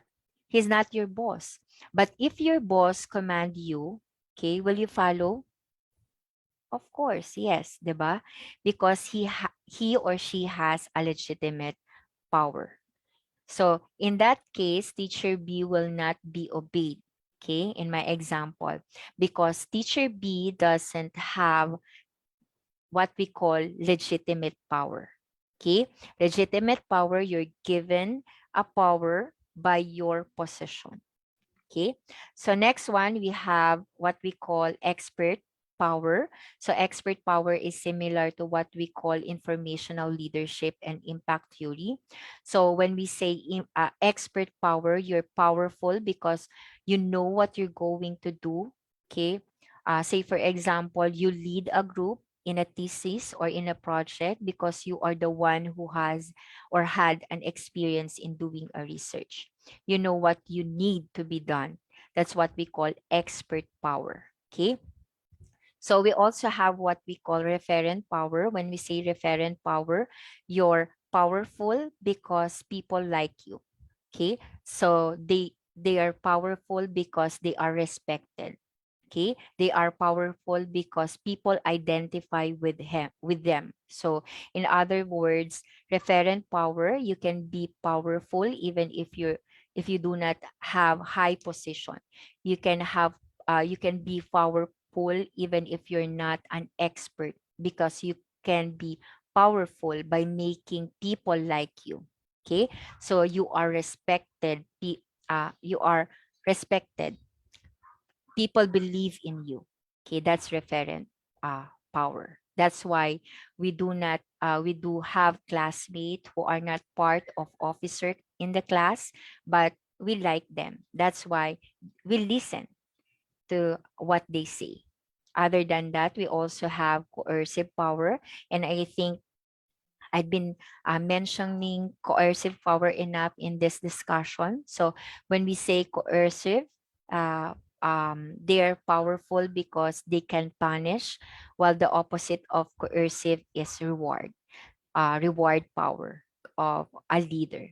Leader who are powerful because they know how to reward good performance in order for you to understand type of power. The counterpart of this one is that we already discussed earlier, is what we call impact theory. So yeah, legitimate power, the counterpart is uh, informational or expert power, while the counterpart of affiliation is referent power. Coercive power is its counterpart is either coercive or reward power. So basically, those are the various types of leadership and various approach in understanding leadership. Okay? So punta na tayo sa application. So I hope you understand the different theories. Okay? So,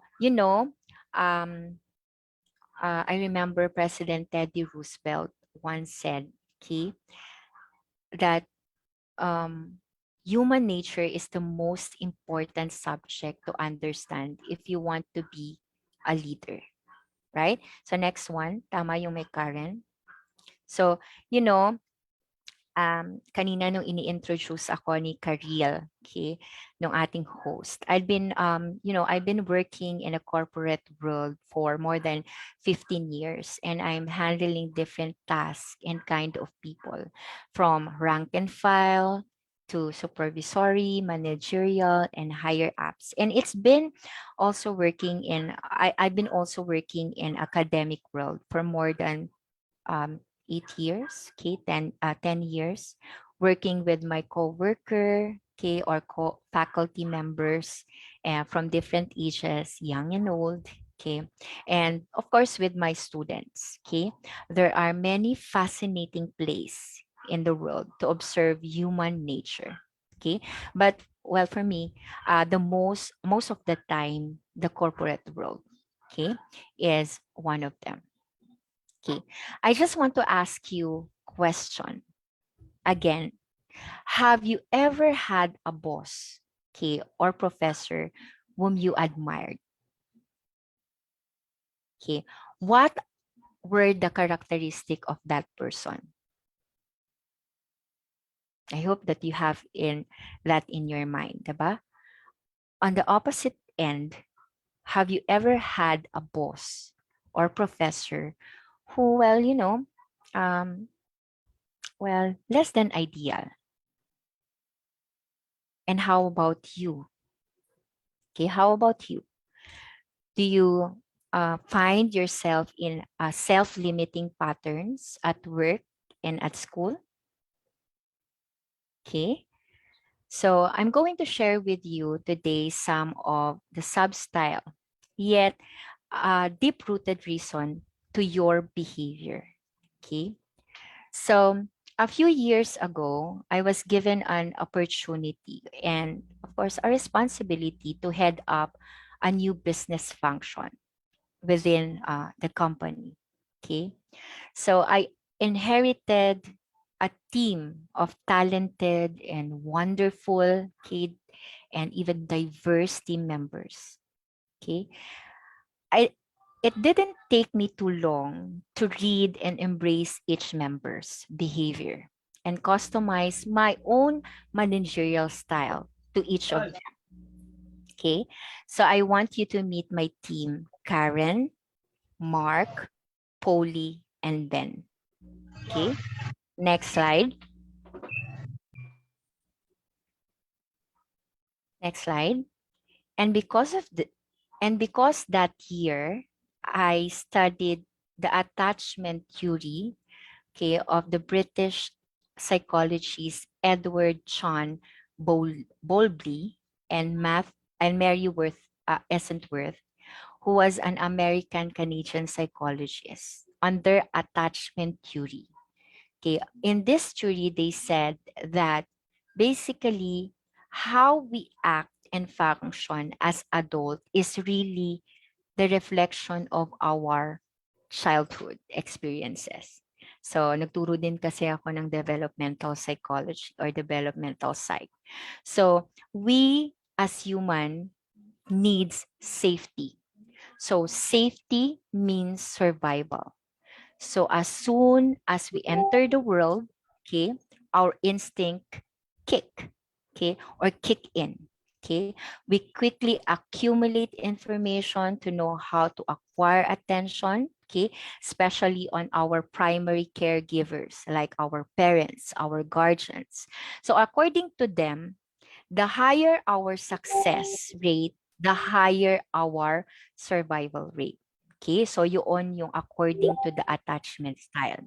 So according to Bowlby's theory of attachment, um, suggests that the child comes into the world biologically programmed. So uh, um, to form yung attachment with our primary caregiver, because this will help them to survive. Okay. And according to Essentworth theory, okay, on his attachment theory, that suggests that young children form bonds to their caregivers, to their parents and guardian. So yun yung sinasabi ng attachment theory. Okay. So next, ano ngayon yung sinasabi ng attachment theory na to? So research shows that from 0, okay, next slide. So research shows that from 0 to 18, okay, months old of infant experience with our parents, we will generally crystallize into 4 major attachment. Okay? So dito daw nabubuo what is formed at 18 months will influence our interpersonal relationship throughout our lifetime. So kung ano yung nakuha nating attachment from our parents, from our guardian, okay, nadadala natin yon for our entire relationship. Okay, next one. So, ano yung sinasabi nito? So, my team have 4 unique talents. Okay? Each had very subconscious but clear and unique attachment. Okay? So, Karen embodies I trust you. Okay? Mark, quietly without words, express I can't trust you. Okay? Because self-reliance is my protection. Right? Polly, okay, subsequently or frequently search or tell me, can I trust you? Okay, and Ben, at times overwhelmed. Okay, can't I trust myself? I can't trust myself, right? Karen, Mark, and Polly, and Ben are not unique. Why? Research was able to estimate, okay, ang ating cluster or percentage based on our attachment style. Okay, next slide. So, according to research, okay, this was able to estimate the cluster of percentage based on each attachment, okay, on the entire population. But this study is based on the United States Corporation. So research had shown, okay, or has shown that the natural leadership tend to emerge most frequently from the secure attachment group, okay, because qualities such as authenticity, generosity, and empathy are most likely with the motivational leadership style, okay, that we already talked about. Okay, so who knows how to create, okay, psychologically safe environment, who also inspire more productivity, okay, from the co-employee, from the employees, okay, which feed from the bottom line of dynamic, okay, personality behavior. Okay, so very fulfilling yung secure type of person. Okay, secure attachment needs.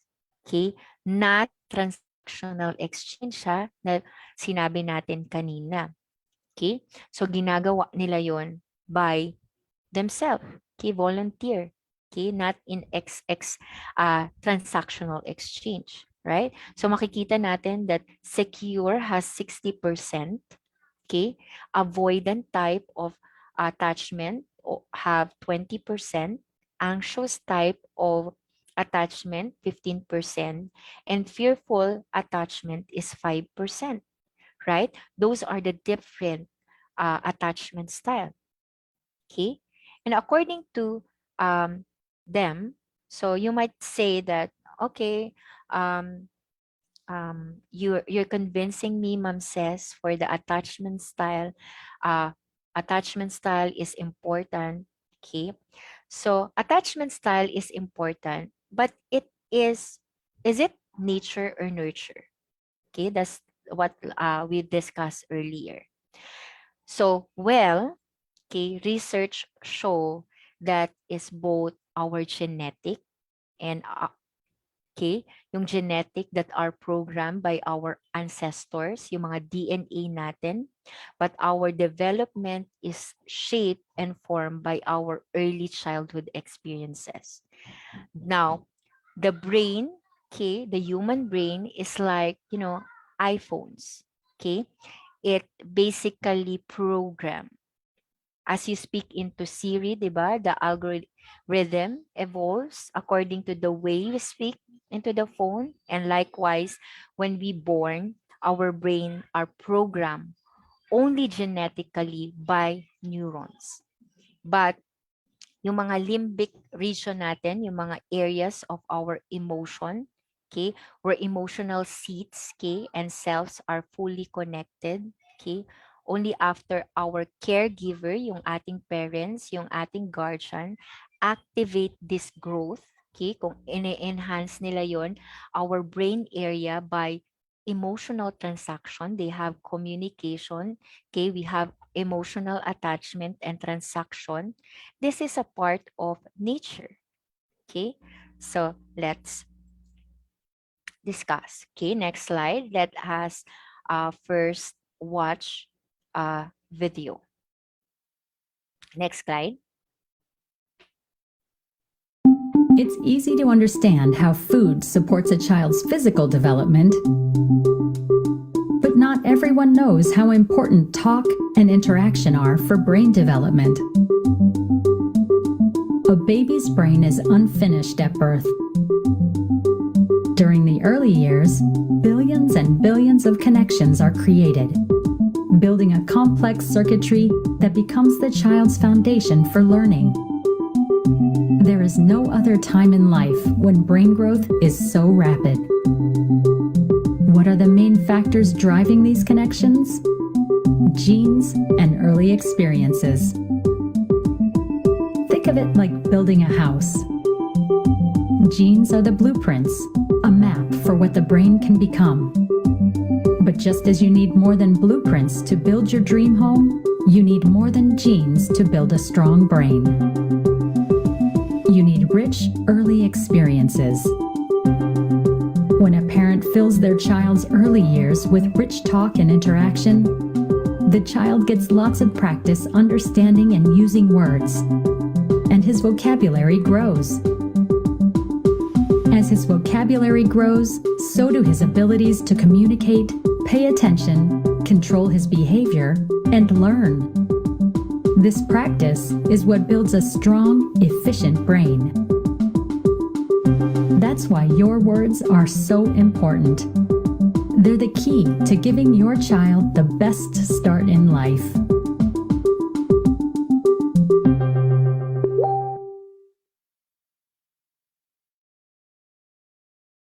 Okay, so that's it, right? So every time you talk, okay, every time you talk and engage your child, you're literally growing a brain, connecting to different parts of our brain, which allows new ideas, insight, creative thinking. So each memories, okay, yung each eye contact, each new word, okay, exchange each time, okay, yung laugh with your with your children, you strengthen their connections. Okay, so next slide. Okay, so in this slide, you will see the first MRI scan of the mother kissing her child. Okay, so kissing her child activates oxytocin, okay, in the baby's brain hormone, okay, and it generates feeling of attachment, of affection and love, okay. Neurons, 'di ba? Sabi nga, neurons that fires together, wire together. Okay, so each time you nourish emotion like this, you generate, you strengthen and build brain connection. Okay, next one. In contrast, di ba? Next one. In contrast, let me show you the brain scan of scan from the Texas Child Hospital that shocks many neuroscience world. So both are the 3-year-old brains. One on the left was raised on the nourishing environment, and the one, okay, on the right suffered from severe emotional neglect. You can see that the brain scan here, there is a visible shrinkage, okay, in the brain size. So there is a more hollow areas on the brain. The brain structure is more blur, okay, than the healthy brain. This is hard-hitting visual effect on how caregivers can affect the impact of development of young's brain. Okay, next one. So let us take a look, okay, on the older children, okay, on the PT scan. So these are the brain of two teenager. On the left is the teenager's brain who is healthy, okay, and ordinary, while the right is a teenager's brain at the same age but an orphan, okay, who was institutionalized in the orphanage since birth.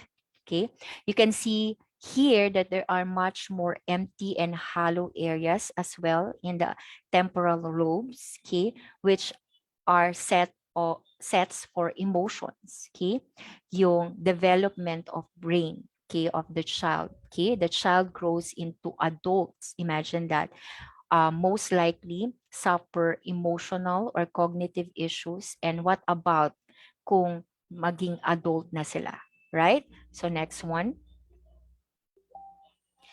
So this one, yung mga, let me show you, okay, another shocking image of ordinary adults, okay.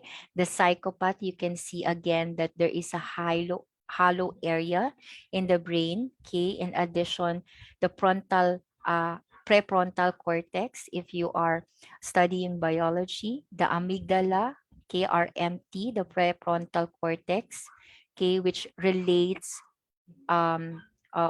relates to empathy. So the amygdala is to fear, okay, and remorse, okay. So the next time you watch Criminal Minds in CSI, you hear the word that describe criminal villains, that is cold and empty, okay. They stare, okay. How their action have no remorse, okay. Remember this brain scan. Okay, so very often the psychopath comes from deeply traumatic childhood. That's why they have past experiences. Okay, so let me now digest, okay, the two takeaways for this webinar. Okay, for the psychological attachment style, okay, that I've already discussed form in 18 months old, right? And 90% of our brain is developed by 5 years old. Okay? Does that mean you're doomed or we're doomed for the rest of our lives as adult until we die? Okay? I'm glad, okay, you'll be glad to hear that not necessarily. Okay, we cannot change the foundation, but we cannot change the foundation that is already there. Okay, that is already formed by 5 years old. Okay, meaning even a well-regulated adults under exact pressure and distress, or when you're triggered enough, we will need to look back at those foundations. But, okay, two things that we can do to make positive difference. One is self-awareness. Okay, kung aware ka sa iyong sarili. And number two is to deliberate life choices. Next. Okay, so sabi ko, the first one that we can do is self-awareness. So very fortunate that human brain has biologically innate, okay, it has the biological or innate capacity to regenerate, okay, and create new circuit. Okay, ibig sabihin kapag bata tayo, may mga namamatay, okay, but nagre-regenerate. Okay, our brain can regenerate and create new circuit. Okay, how? By positive new experiences, meaning we can literally rewire our brain moment by moment, day by day, by creating more positive and healthy and resilient emotion. Remember that what I've said to you earlier, the neurons that wire together. So there are research that shows that if you're able to stimulate positive areas in your brain day after day, yung neuroplasticity niya changes, and it's kind, when people mediate, okay, positive, it create positive behavioral changes when they are mediate, okay, nag-meditate, okay, over time. We can rewrite our history, but we can literally rewire our brain if we work on it. Okay, next one is the deliberate life choices. So human brain are social brain. So surround yourself with positive people. Okay, so yun ay nakakadagdag. So in this webinar, I'm not saying that psychology and neuroscience is the only way to gain insight into people, okay, and to become a better leader. But I do believe that there are many good ways for us to gain insight into the complex human nature, okay, leveraging yung science and yung proven frameworks, okay, of our personal logic, okay, and personal logic, and apply them to find a better and more effective ways to become a good leader. Okay, it's not different to learning new language. Okay, taking up new sports, right? Kung mayroon kayong mga gustong bagong sports, pwede kayong mag-take, okay? That makes a kind of being resilient, okay? Mag-discover kayo, mag-develop kayo ng other ways, other skills to develop your leadership skills, okay? Yung simpleng pagko-communicate lang sa ibang tao, natututo kayo, 'di ba? Yung simpleng pagkakwentuhan lang sa iyong kaibigan, sa iyong school, sa iyong teacher, sa iyong boss is additional asset for your to develop your leadership skills. Okay. Okay. So I think I have a confession to make. Okay. Karen, Mark, Polly, and Ben, okay, are real people. Okay. I've met them in my different times in my career. Okay. But yung story is fictional. Okay. One, bakit? The reason is for us to illustrate, or for me to illustrate to all of you the 4 attachment style. Okay. Again, one of my biggest joy in the corporate life and even in my academic life is to see people under my wings evolve and strive. Yung mga student ko strive yung nag-strive sila to work harder, to study harder, and that's bring pride and joy to see them flourishing. Okay. And that is everything for me. It's worth it. So I hope that you learn something new in this webinar, and you'll be able to become a better leader if you will be given an opportunity. Just like parenting, 'di ba? When you see your son and daughter flourishing on their own, kakaibang happiness 'yon. And I hope that by hearing this story on psychology of leadership, it might inspire you as well to find joy in psychology and at work. So we become better leaders for ourselves and for those people around us. Thank you for listening.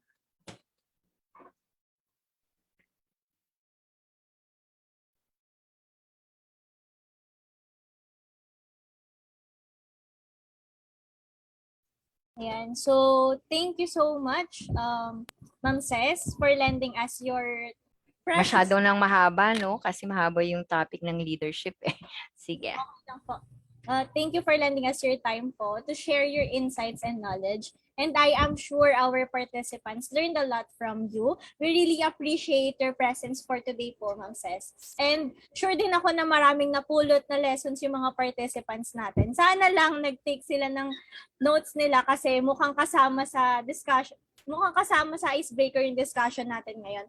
And we also want to acknowledge our Facebook and Zoom viewers, especially our loyal viewers from MSTIP. We also want to acknowledge the presence of Ma'am Los Bañez. Thank you for being supportive to Psychology Society, Ma'am. Tama ka dyan, Shang. And sobrang nakakatuwa kasi nadagdagan na naman yung knowledge natin, yung knowledge namin lahat kung ano nga ba ang halaga ng psychology sa pagiging better leader. At sobrang naman talagang nakaka-relate yung mga viewers na. Ayan, so now we will proceed to our question and answer portion that will be answered by Ma'am Ces. So comment lang kayo guys ng mga questions nyo na gusto nyong i-clear or ma-explain pa ni Ma'am Ces.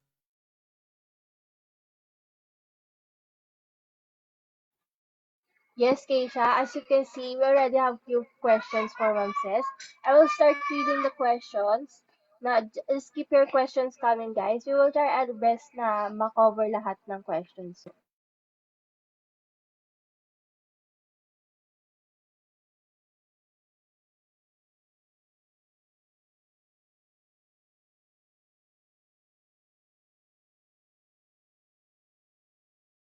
So ayan, mukhang wala tayong question, Ma'am. I think naintindihan naman nating lahat ng maayos yung discussion.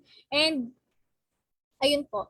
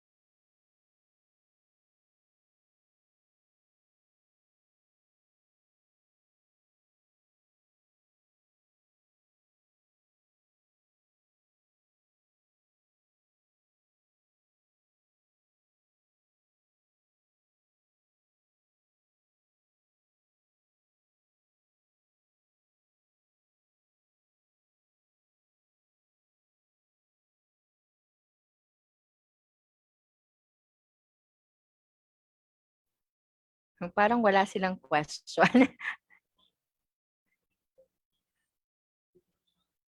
Or nahihiya lang sila.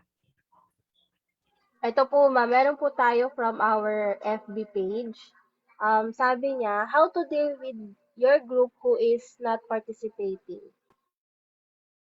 Okay, so as a leader, 'di ba, merong type of leadership tayo na natutunan for today. Okay?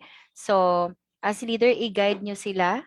Okay? Dapat meron kayong an effective leader exert influence saan into 3 types, 'di ba? Public, private, and personal. So, you can talk to them privately. okay, on a personal, okay, mag one-on-one interaction kayo, okay, para malaman nyo ano ba yung nagiging problem na na-encounter niya, kung bakit hindi siya nakakasunod, naguguluhan ba siya, you guide them, okay? That is one of the basic, okay, of the characteristic of a leader, okay? So yan. So I think yun, i-guide natin sila. You exert or put your extra mile to for them. Okay? So yun. To know yung kanilang situation. Ano ba, nahihirapan ba sila maka-adapt? Di ba nila naiintindihan yung instruction? Okay? So that is one of the characteristic of a leader. Okay, you guide, you see your subordinate if they are doing well. Okay, if they have challenges, okay, na na-encounter. So that's it. Yan. So, mukhang wala naman ng mga tanong, ma'am, yung mga participants natin. We will proceed now to our icebreaker. I call on Mr. Yancer Teves Thank you, and everyone. Mr. Lexer Dabu to further explain the mechanics.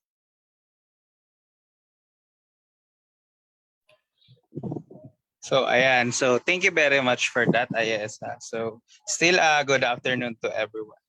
So, for our icebreaker, magtatanong lang kami ng several questions. And of course, you will answer that by putting your answers on the chat box. So, both Facebook and dito syempre sa Zoom. And don't forget, guys, be competitive dahil meron tayong prizes. So, when you win, guys, you can message our official Facebook page, DOMC Psychology Society, to claim your prizes. So, ayan, let's play. For the first question, next slide, please.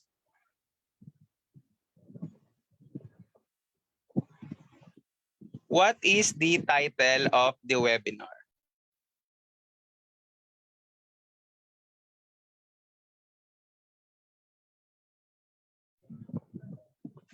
So ayan guys, you can now answer. What is the title of the webinar?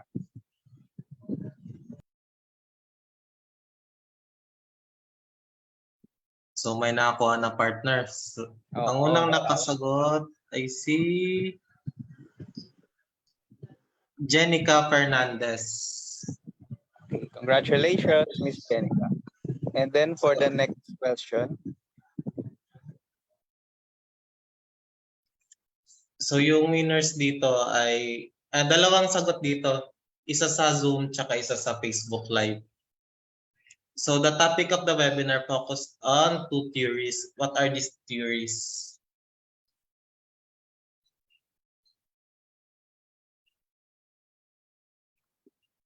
Okay, buwang nakinig yung mga participant partner. Though mahirap yung question, may mga nakakasagot and madami sila actually. May nakita ka na partner?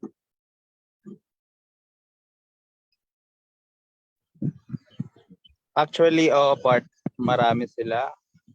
Ang unang nakasagot is si Miss Ayla Katrina Pamitan. Ayan. Congratulations po. Tsaka sa Facebook Live, si Danica Doroy. Congratulations. The next question.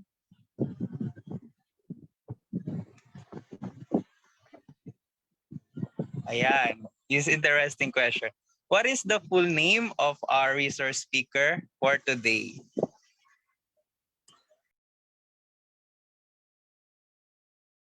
Para to sa Zoom ha.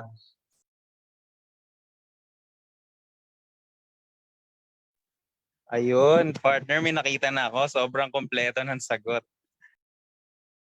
Sino partner? Sino nanalo? Si Miss Erica Belda. Ayan, congratulations. Ang answer niya is Professor Francis Belshason. Ayan. Correct. So for Facebook Live to, who was the third president of the Philippines?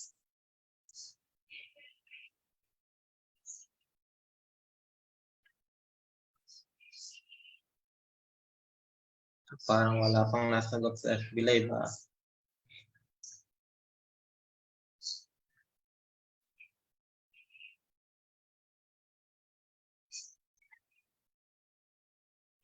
Ayan. Partner, may mga nakasagot na ba? Please check the comment section. Wala pa, partner, eh. Wala pang nasagot sa FB Live.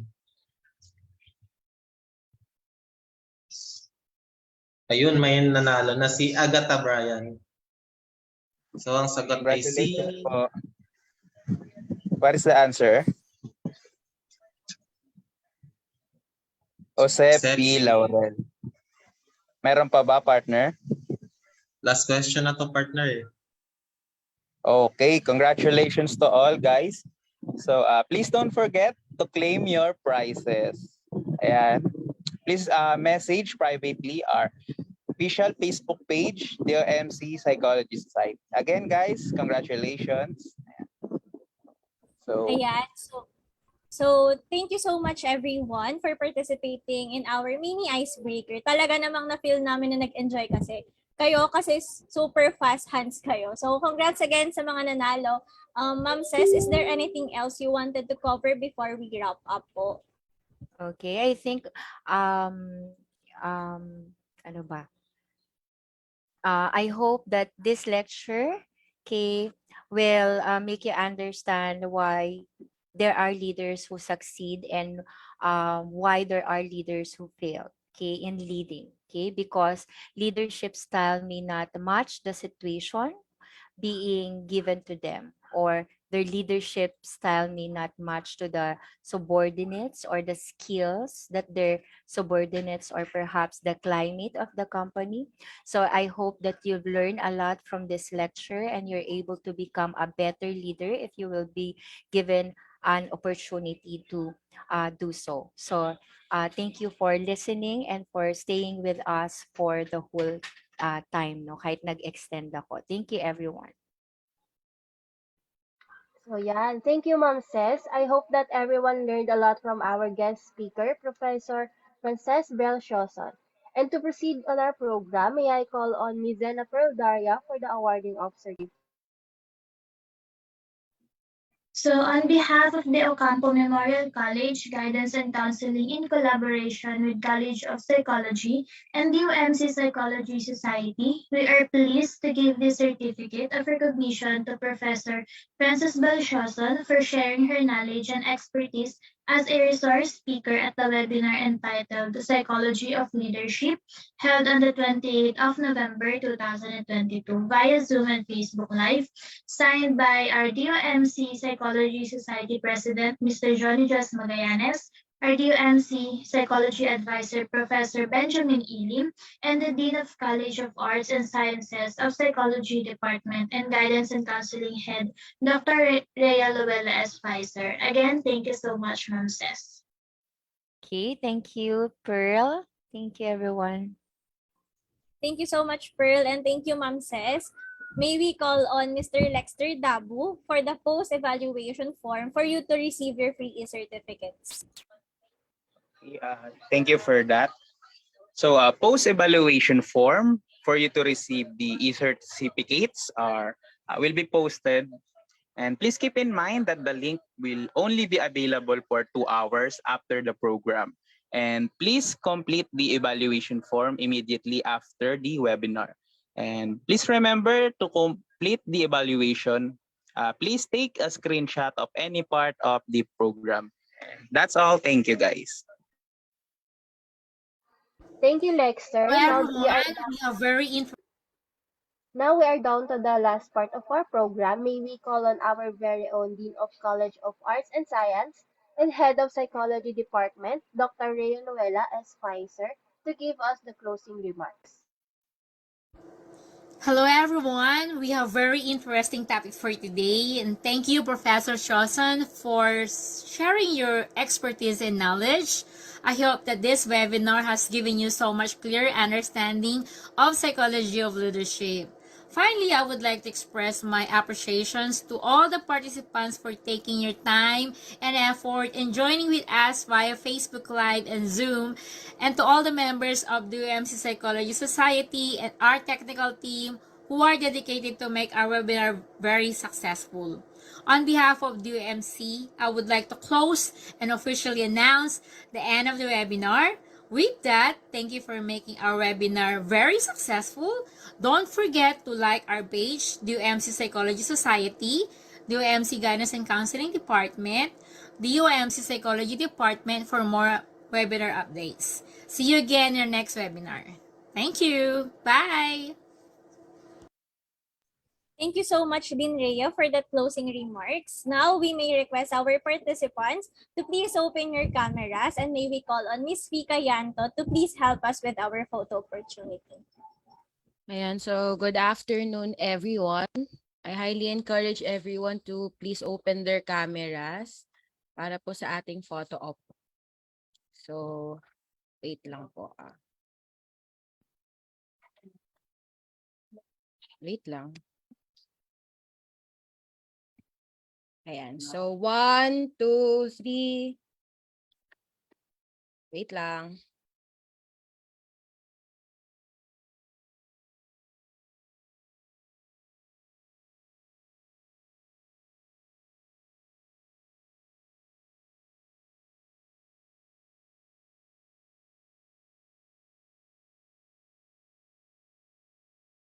Sorry, nagkakaroon ng problema yung computer ko. Pwedeng pa-assist din sa mga tech team.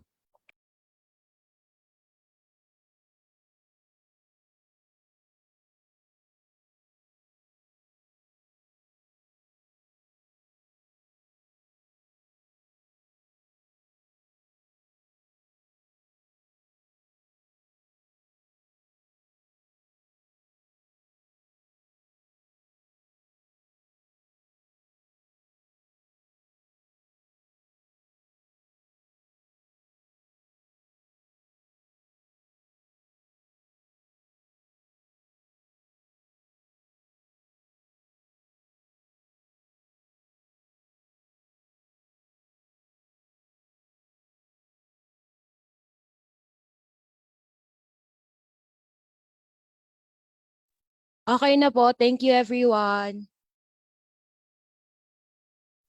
Ayan, so thank you, Ms. Rika. And now the program has come to its end. So once again, thank you everyone for gracing our program with your presence. We truly appreciate it. And please do like and share our Facebook page, the De Ocampo Memorial College Guidance and Counseling Department page, the OMC Liberal Arts Department, and the DOMC Psychology Society. Again, I am Keisha. And I am Ayesa. Thank you, everyone. We appreciate you being here. Thanks again for joining us today, and we will see you again next time.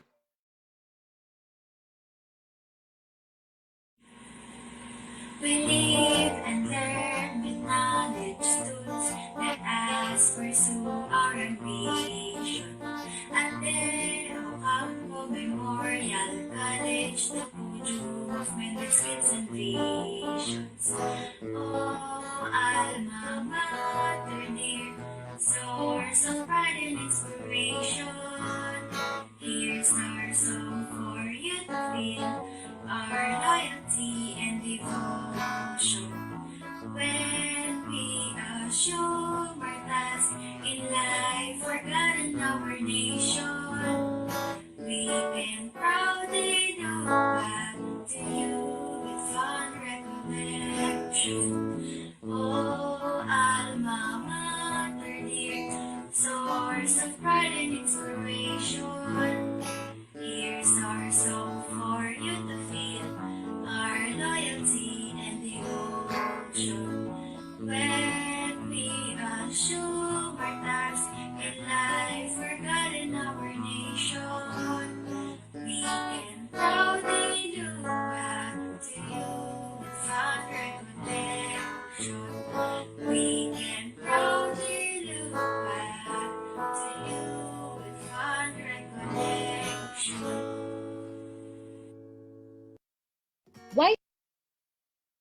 Why psychology at the Ocampo Memorial College? First, high-quality education from high-quality professors. Here in the Ocampo Memorial College Psychology Department, we offer you a high-quality education from a high-quality professors. All of our faculty members are either licensed professional teachers, licensed psychometrician, and licensed psychologists. See, imagine the knowledge and experiences that you'll get from them. I am personally lucky and blessed to have them. Second, efficient training grounds. Here in Psychology Department, we are trained by our beloved advisors to be the best psychology majors in town. As early as first year, we are taught to organize events like webinars, school-related programs, podcasts, and many more. Here in our society, you will be able to enhance your creativity skills, writing skills, listening skills, critical thinking, leadership skills, communication skills, and many more other skills. Just name it, you will learn it from here. Third, there are many fun activities that will enhance your knowledge and skills. Here in Psychology Department, we largely value the student life balance. That's why here in our society, we organize fun activities that everyone will enjoy, just like Psychology Week. This is a week that is full of fun activities such as Psychology Quiz Bee, infographics making contest, TikTok competition, movie marathon, esports tournament, and acquaintance party. Fourth, 100% BLEP passing rate. This is one thing that I am most proud of. The Ocampo Memorial College Psychology Department have 100% passing rate for the board licensure examinations for psychologists and psychometricians. Here in our department, we produce an efficient psychology majors. Numbers don't lie, guys. It speaks for itself. Fifth, budget-friendly tuition fee. The Ocampo Memorial College provides a high-quality education with a budget-friendly tuition fee. And I have a good news for you. We will be having 40% discount for the first 10 enrollees for the first semester of school year 2022-2023. So spread the word, guys. This is a good deal. Here in our society, you will not be only surrounded by beautiful people, but also warm and kind-hearted human beings. I would say that the greatest asset of our department is its people, from professors to its students, because they are not only beautiful inside and out, they are also hardworking, wise, and efficient psychology majors. So what are you waiting for? Be part of our society now. See you around, PsychMate!